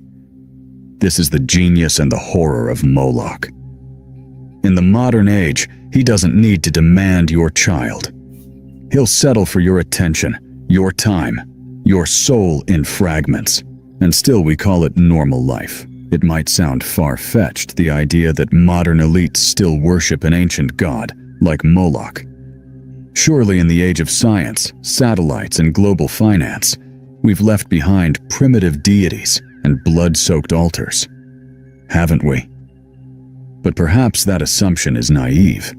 Because what if the most dangerous worship is the one that doesn't look like worship at all? Let's be clear. That actually is that's like when I checked this video out, that was the most stellar point, right? The worst worship is literally the one that doesn't even look like it, which is exactly what Thanksgiving is, which is exactly what Christmas is, which is exactly what New Year's and all of these other different holidays that don't line up with the scriptures. That's what that is. It don't look like worship when you handing your child a gift, right? Or they down up underneath a Christmas tree. It doesn't look like worship to you. Why? Because you're having a good time, right? It don't look like worship when you running around with other children finding eggs in people's backyards, or if you got church inside the church, right? It don't look like worship. It just looks like fun. That's the perfect way to hide it. This is why we always say that a lot of these different things, they're after your children. And us being adults, we want our children to have good times. We want to put smiles on our children's faces. So we just partake in these things, not knowing the wickedness that's rooted behind it, which is why I'm literally playing and talking about Molech, because Molech is in your Thanksgiving. He's in anything that you do that opposes to God, right? Like I said in the video, it's not literal burning of fire anymore. It's not literal, right? Now it's spiritual, right? Now it's mental. All right, let's keep going. We only got about 9 more minutes, y'all. This isn't about hooded figures chanting in the woods, though such rituals exist, and some of the world's most powerful people have been linked to them. The infamous gatherings at Bohemian Grove, for instance, have long drawn accusations of Moloch worship, even displaying a giant stone owl, eerily reminiscent of the god's symbolic form. But what's far more concerning than symbolic theater is the ideology behind it. The worldview that says sacrifice is justified for control and power must be preserved at any cost. Why do the elites gravitate toward this archetype? Because Moloch offers results. He rewards those willing to play his brutal game. He blesses systems that favor profit over people, secrets over truth, and hierarchy over humanity. The deeper the sacrifice, the stronger the reward. That's the ancient logic, and it still holds today. Whether it's a billion-dollar corporation laying off thousands to boost stock prices, or governments waging wars that destroy lives to maintain influence, the pattern is unmistakable. Sacrifice the innocent, protect the system. But it goes deeper. And this is why you will have hold on, Salaki, this thing. Let me let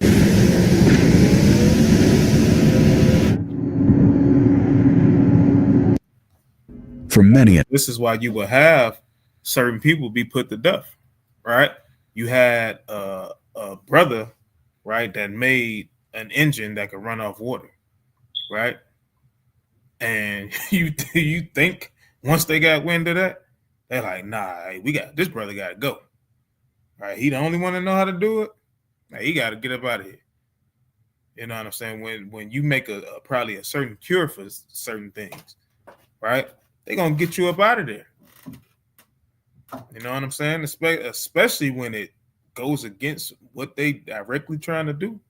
They're gonna get you up out of there every single time.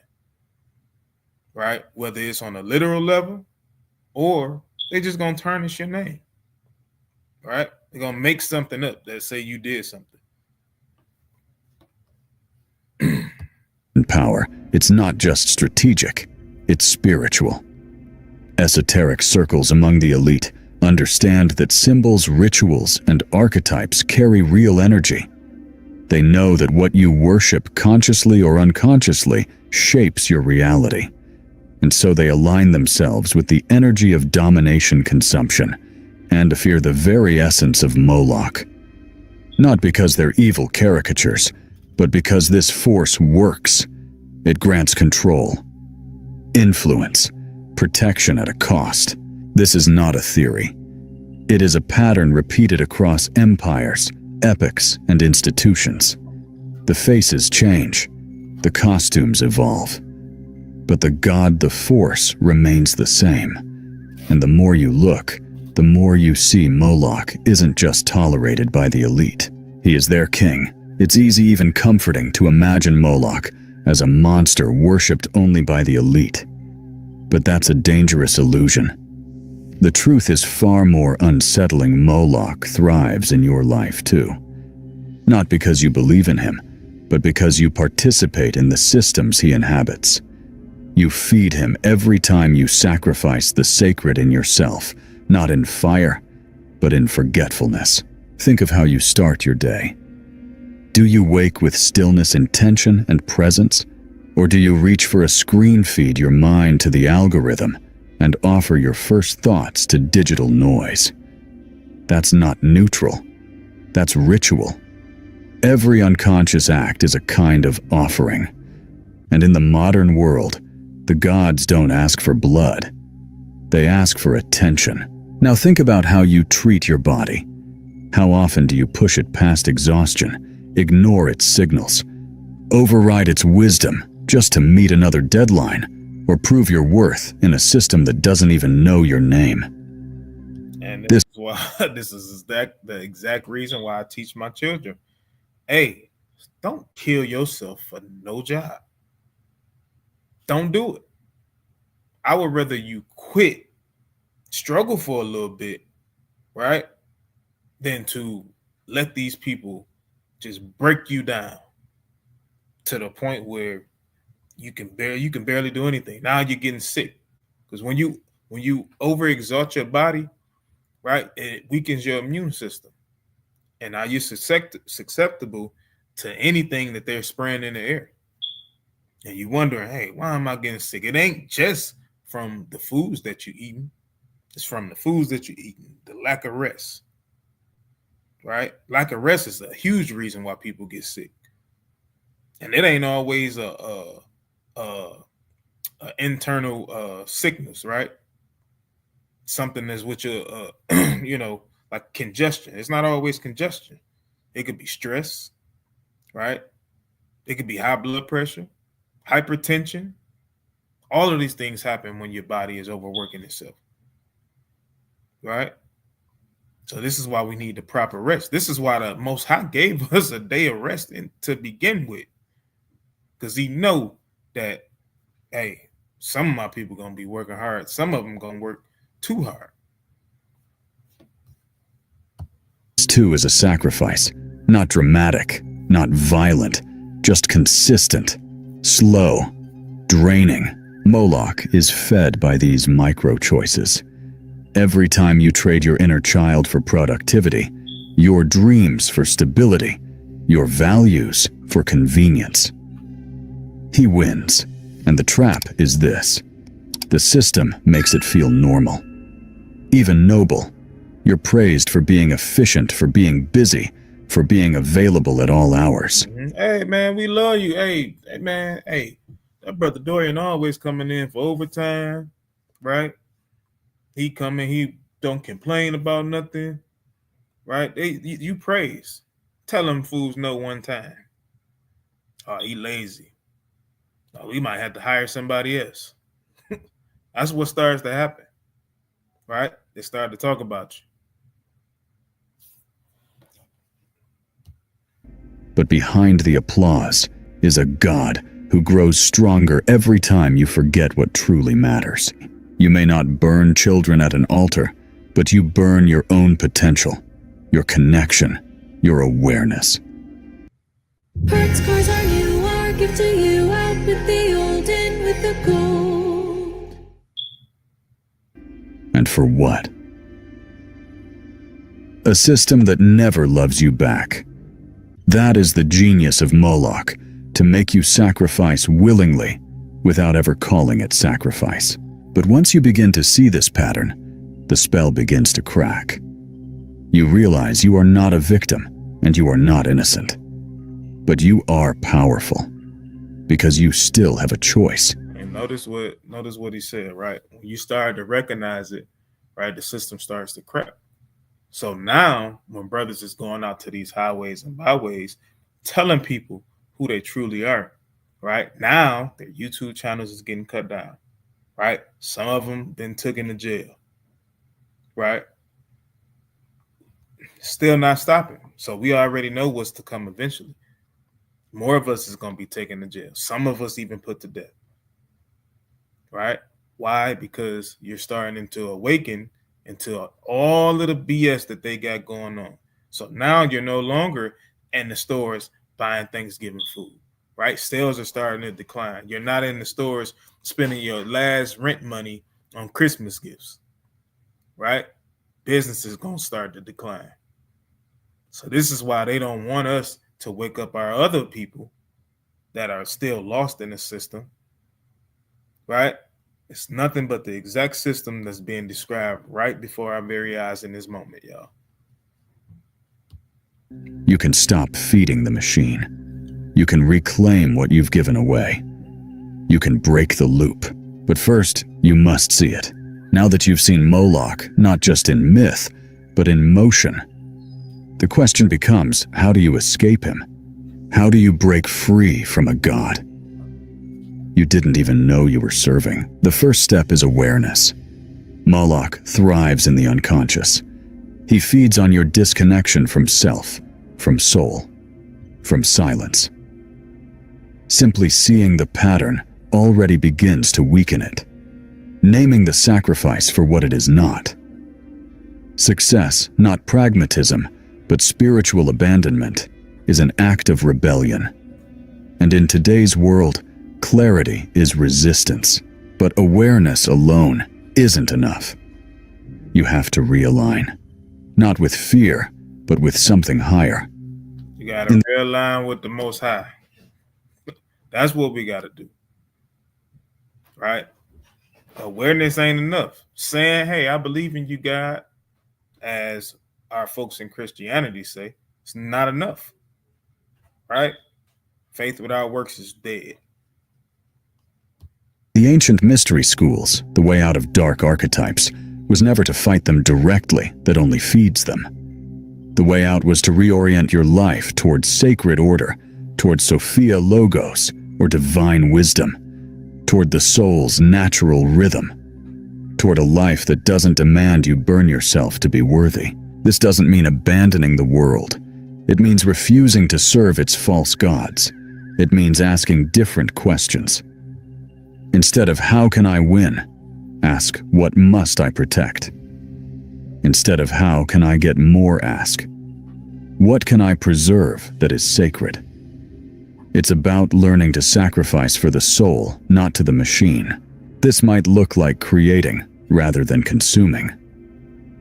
slowing down when the world tells you to speed up, protecting your time, your children, your values, even if the system punishes you for it. Moloch cannot survive in a culture where humans remember their divinity, where the child is sacred and the soul is honored above the algorithm.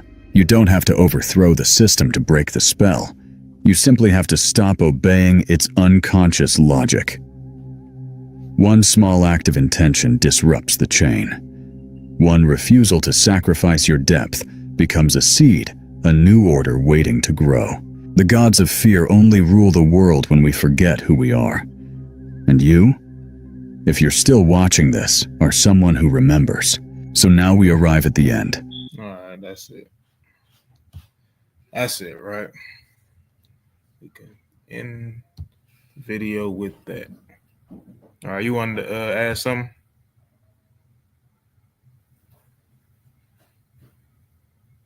I got a few. Okay. I got a few, but if you got more scriptures, man, I'll fall behind. Yeah, I got a couple more. All right, go ahead, bring them out, and I'll go at the tail end of it. Well, you know what? If you want me to get the last one, go ahead. No, I can go ahead. I can get these real quick. So I want to just grab. I want to grab Jeremiah, right? Jeremiah 32.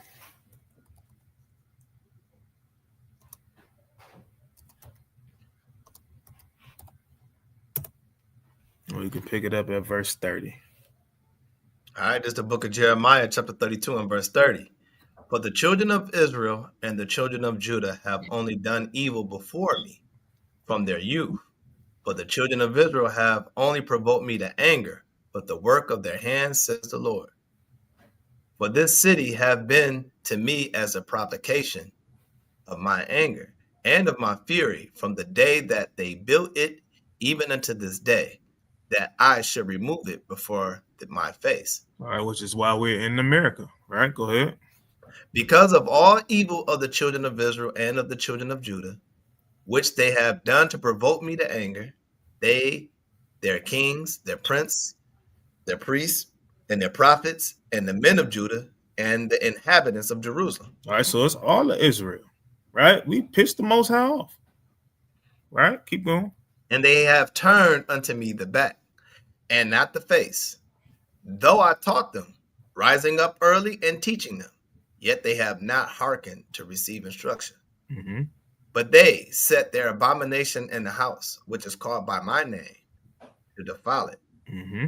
And they built the high places of Baal, which are in the valley of the son of Hinnom, to cause their sons and their daughters to pass through the fire unto Molech, which I commanded them not, neither came it into my mind that they should do this abomination to cause Judah to sin.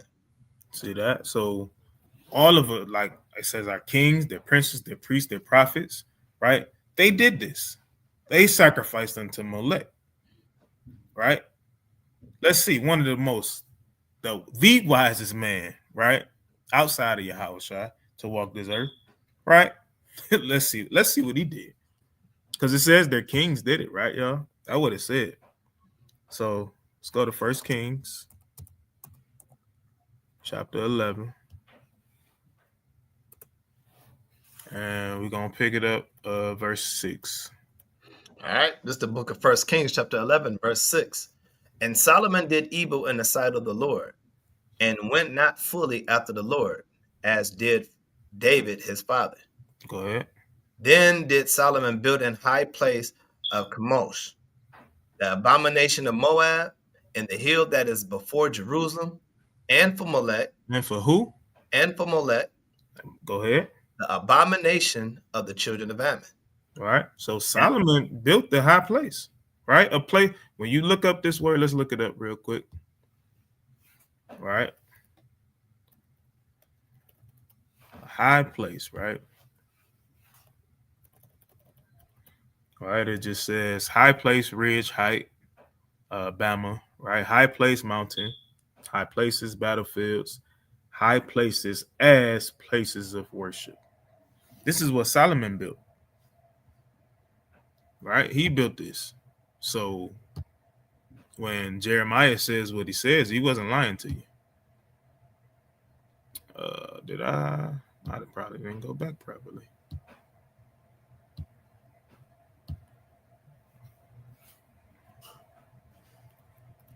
Okay, come. So exactly what exactly what Jeremiah said is the truth. Right? Go ahead, verse 8. And likewise did he for all his strange wives, which burnt incense and sacrificed unto their gods. Right? He did the same things for his strange wives.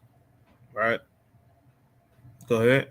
And the Lord was angry with Solomon, because his heart was turned from the Lord Yahweh of Israel, which had appeared unto him twice, and not commanded him concerning this thing, that he should not go after other gods, but he kept not that which the Lord commanded. All right, so even Solomon didn't keep that, right? So we have to understand why these things was even around. Like, again, it was around before Solomon, right? It was around after Solomon, which is why kings had to continuously tear down these high places, these idols, right? This is why Josiah, when we just read it before the video, he tore down that valley, right? Destroyed it, right? But just like I said in the video, although those places are long forgotten, right, that the energy from it still stands, right? It's not somebody that's just going to make you, they don't make you do nothing, but you just do it willingly, right, for the sake of gain, right? Last one I'm going to get is Isaiah, or second to last. Sluggy. So Isaiah chapter 1, verse 16, and then you can get yours there. All right, this is the book of Isaiah chapter 1 and verse 16. Wash you, make you clean, put away the evil of your doings from before my eyes. Cease to do evil. Mm-hmm. Go ahead. Learn to do well. Seek judgment. Relieve the oppressed. Judge the fatherless. Lead for the widow. All right, go ahead down to verse 18 and 19. Come now and let us reason together, says the Lord. Though your sins be as scarlet, they shall be as white as snow. Though they be red like crimson, they shall be as wool. Right, you can be forgiven. You just got to clean yourself up. Repent. All right, go ahead. If ye be willing and obedient, ye shall eat the good of the land. That's the only way you can do it. Okay. You can't do it serving two masters. Okay. Right? You can't do it. But you can go ahead, King. Okay. All right. Now I'm going to go back a little bit what you were speaking about. Like you said, going home, right? You should be raising your children, right? The scriptures got that in the law, right? Let me get Deuteronomy 6 real quick. Deuteronomy 11. Deuteronomy 11, and I want 19, right? Because first and foremost, right? Before we even get to that, right? When we come in this truth, we supposed to be as parents to know how to do better and teach better to our young ones. So I never put Molech in a situation about what these holidays is. I always consider it as witchcraft. You got your music playing. Almost every holiday got a music chime to it to make you go ahead and what they call it, the Christmas spirit, Thanksgiving spirit, and jump into Black Friday, so on and so on. You know, they always got these musics to keep us connected, and they got the festivities around you when you go to the stores to make you always remind yourself what time of season we are in. Right? This is all based on witchcraft, right? So as a repentant Israelite, this is what we're supposed to be doing with your children, right? Especially around this time. Because when they are in these public schools, this is like the rough and the worst time for your child to be around. The teachers are pushing it. The children around them is talking about it. They're doing assignments. You got to be, as a parent, to go ahead and talk to the teacher and say, hey, can you make another different kind of assignment for my child so they don't get, to participate in this situation, because you got to be real with these teachers if you really about teaching your children the right way. If you don't tell another adult, which is watching your children, which we should get ourselves out of, and teaching them, allowing them to teach them their wickedness and traditions, guess what we're doing right here? We're also allowing the Molech to be a part of our children's lives. We're sacrificing our time for our children to be given to the Molech, right? Spiritually, because we're allowing witchcrafters to go ahead and twist the children's mind. Read verse 19 real quick. It's the book of Deuteronomy, chapter 11, and verse number 19. And ye shall teach them your children. You should teach who? Them your children. You're supposed to teach your children, right? Not just give them a tablet, not just give them a laptop, not give them a gaming controller all day long. Go ahead. Speaking of them when thou sittest in thine house. When you in your house, right? Open up the Bible. Have a little Bible study with your children. Understand, young children. I got young children and one older child. Understand their attention span is very short. But let me tell you about that, though. They still, for some way and some reason, the spirit still connects well, long as you constantly embedded in their mind. No matter if they jumping and laughing and twisting and all that, but when you come back with a question and ask them something, one day they're gonna catch it. As long as you keep repeating it, they're gonna finally mentally catch it. Because children is the fastest learners than the adults. Rather, if they playing and got their attention span short, they learn faster and pick up a language faster than an adult. Right? Go ahead. Speaking of them when thou sittest in thine house, and when thou walkest by the way, when thou liest down, and when thou lie down, you want to go ahead and say your prayers with the children, right? And when thou rises up, you also want to get them up and so pray to the Most High and give them glory, right? All right. And thou shalt write them upon the door post of thine house and upon thy gates. And that's the commandments, right? Give them the commandments and laws, right? Teach them that, right? So now, also, I want to go in here. Let me get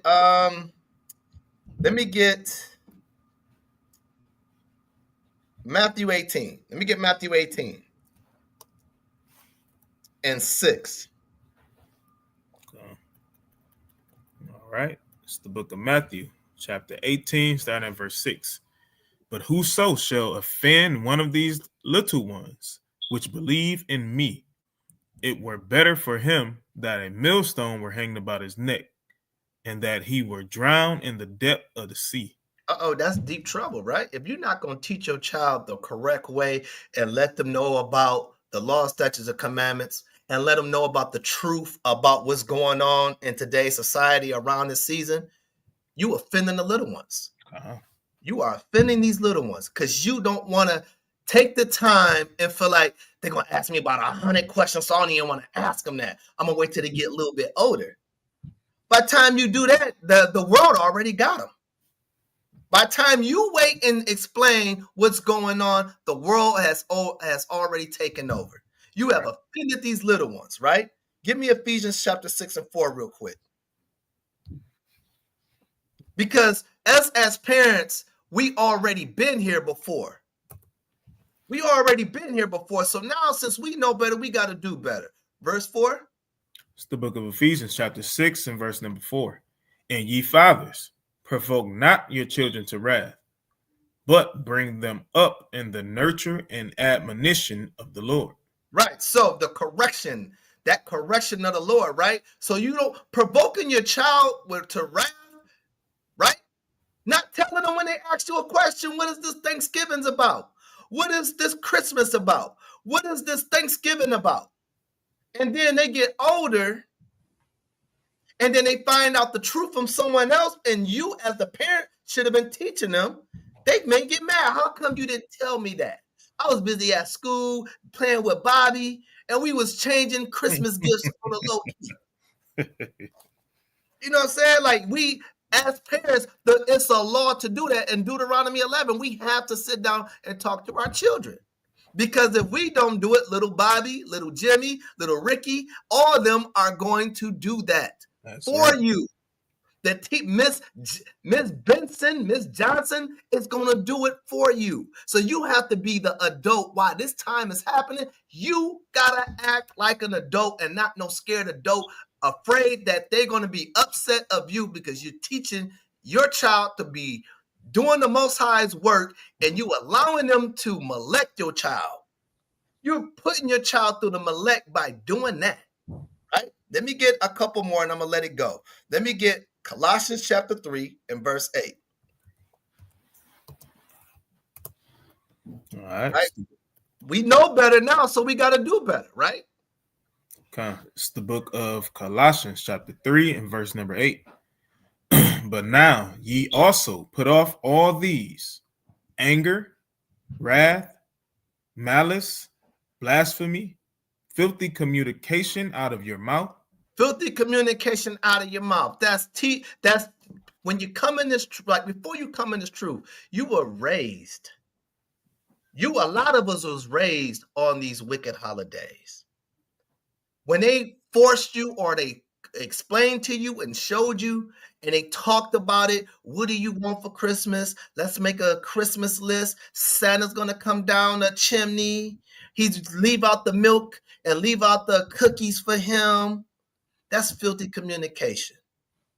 You're lying to your child, saying there's a red white man is coming to save the day for the whole world, for you little ones, and give everybody's children. And they're making the mockery of God, saying he knows when you awake and he knows when you're good and bad, because we know the Bible says God is omnipresent. God knows everything was going on. So we're worshiping something that we have no idea, and that saying is fake, right? Read verse 9. Lie not one to another. That's what we do. When you having your child and you want to feel sorry for not allowing them to celebrate, you're lying to your child. The Bible says lie not to one another. That's a lie when you say Christmas is real. It's a lie when you don't tell them the truth about Thanksgiving. Rather, if you don't understand the truth about Thanksgiving, it's your fault because you never did the research. It's your fault no matter what, how you dig it up. It's your fault. Lie not one to another. Go ahead.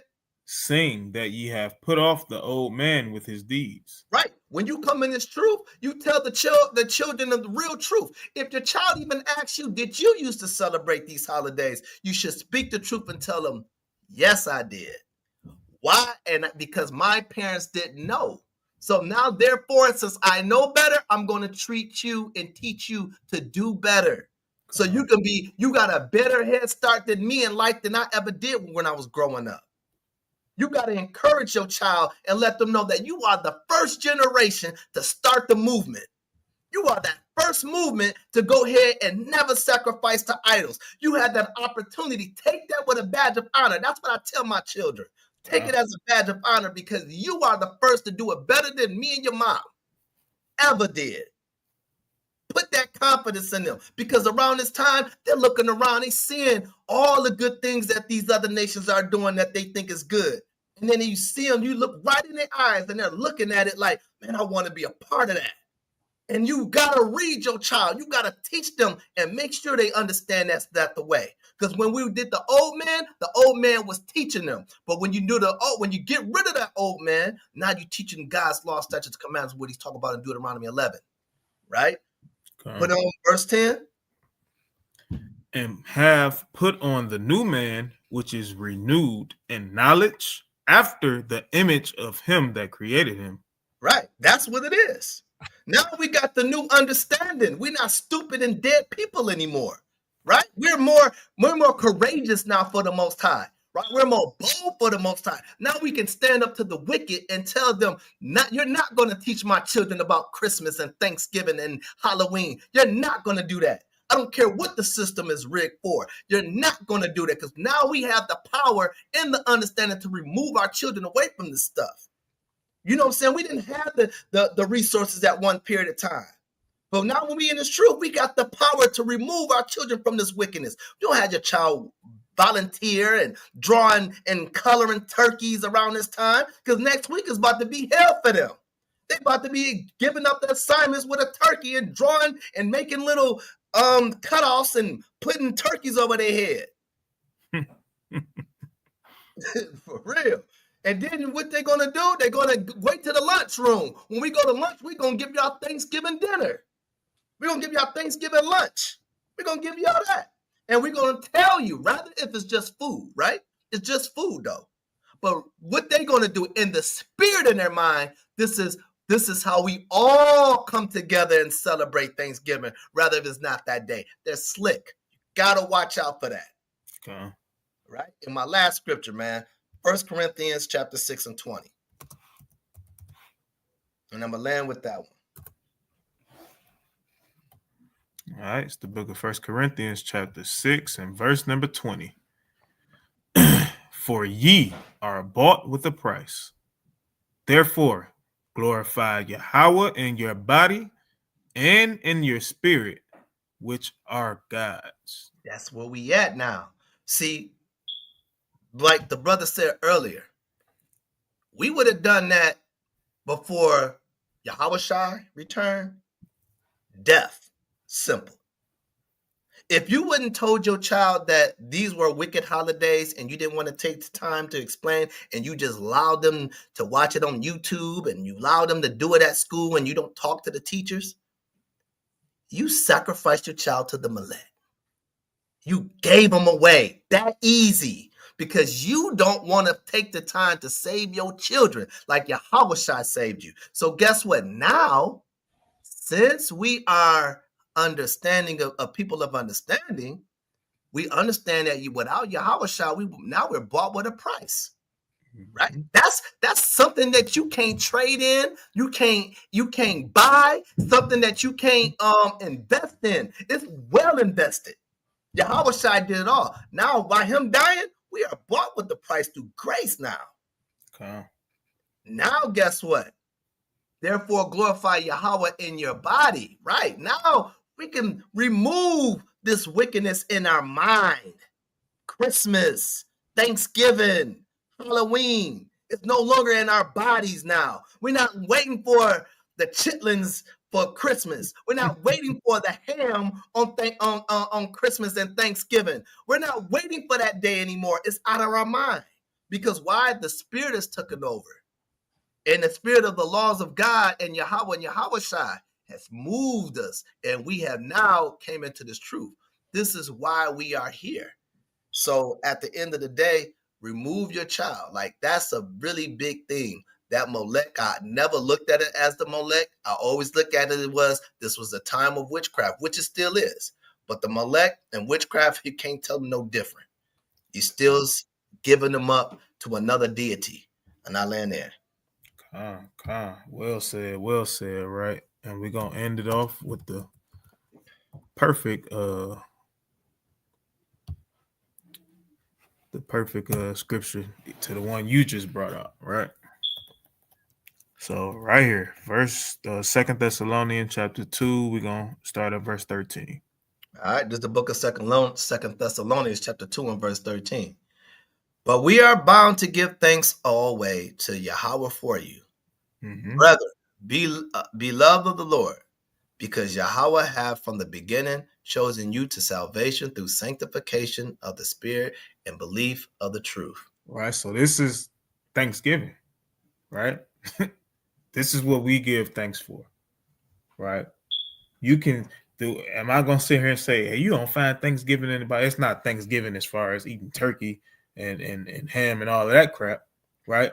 But there's literally a such thing as a Thanksgiving offering. Okay. Right? And now, right here, what we're reading in Thessalonians, right? We are supposed to give thanks because why? He's chosen us through salvation, right? Through sanctification of the Spirit and belief of the truth of the law, statutes, and commandments that he gave unto Israel. And through the grace through Yahushua. This is what we give thanks for. Right? It's not sitting around your dining room table around some ham and sweet potato pies, right? Dressing in cranberry sauce. That's you ain't giving thanks around that. Right? It's when we come together on the Sabbath.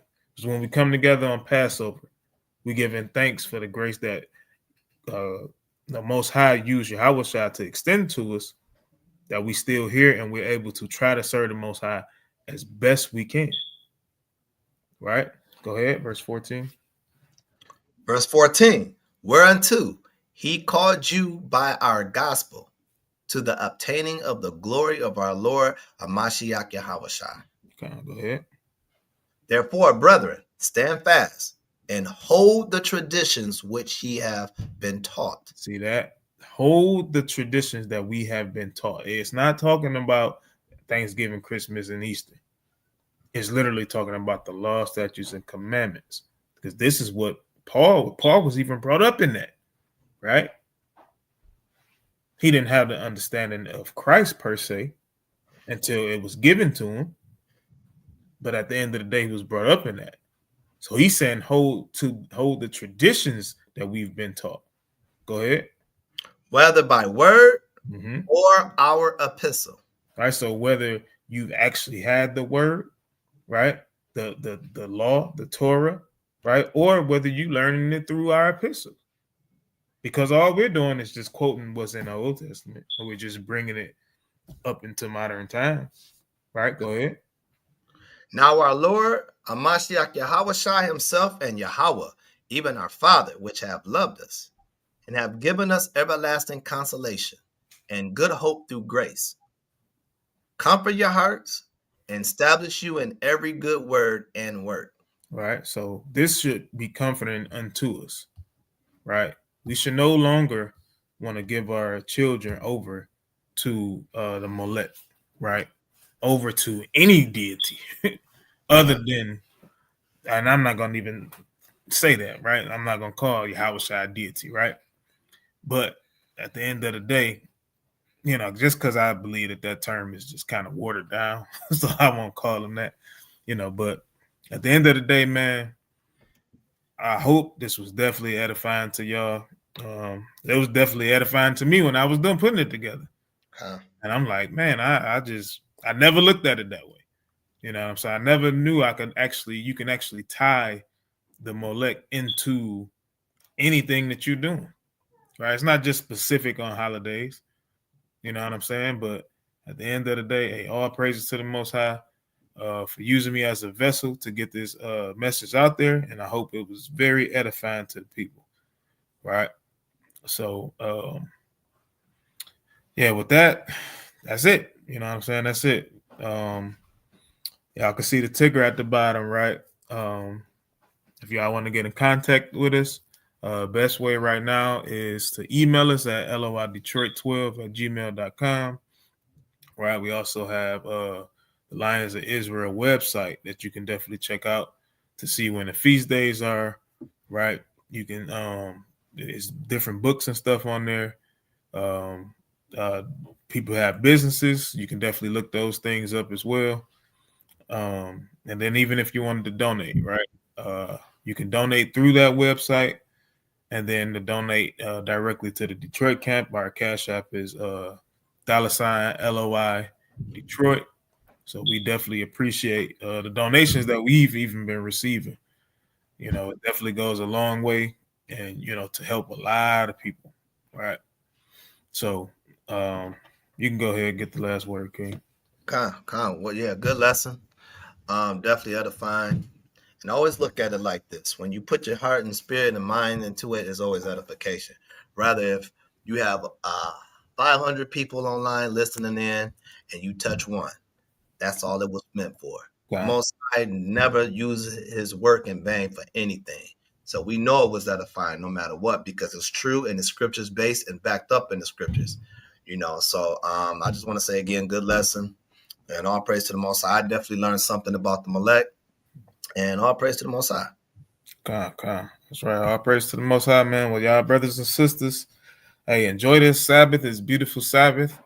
If you are in any other camp in Detroit or in the area, we do have a bowling event, you know, that, you know, us, a couple other camps, we definitely going to link up and do some bowling after this Sabbath. So if you're in the area, you can definitely hit us up through the email as well. if you want to attend, right? So, but other than that, one more thing, I forgot the Future Academy thing, right? Definitely want to show that on the ticker on the bottom where it speaks about that, right? And this is where if you want to join LOI, you can definitely join in by sending an email.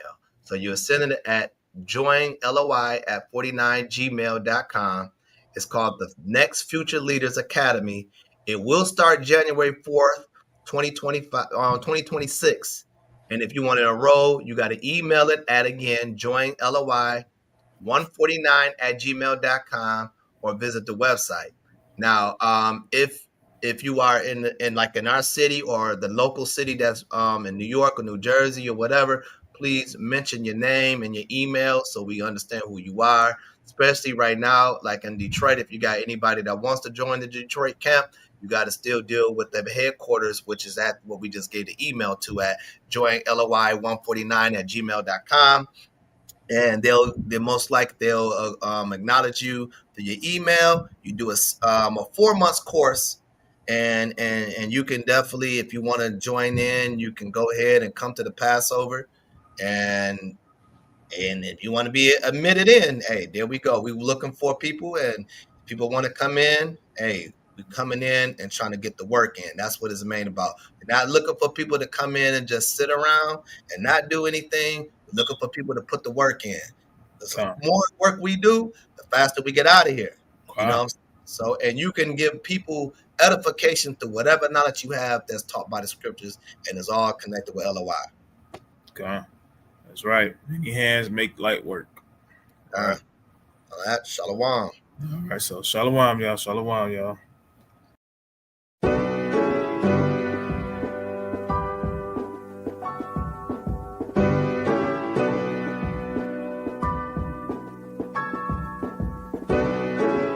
We send them prayers up.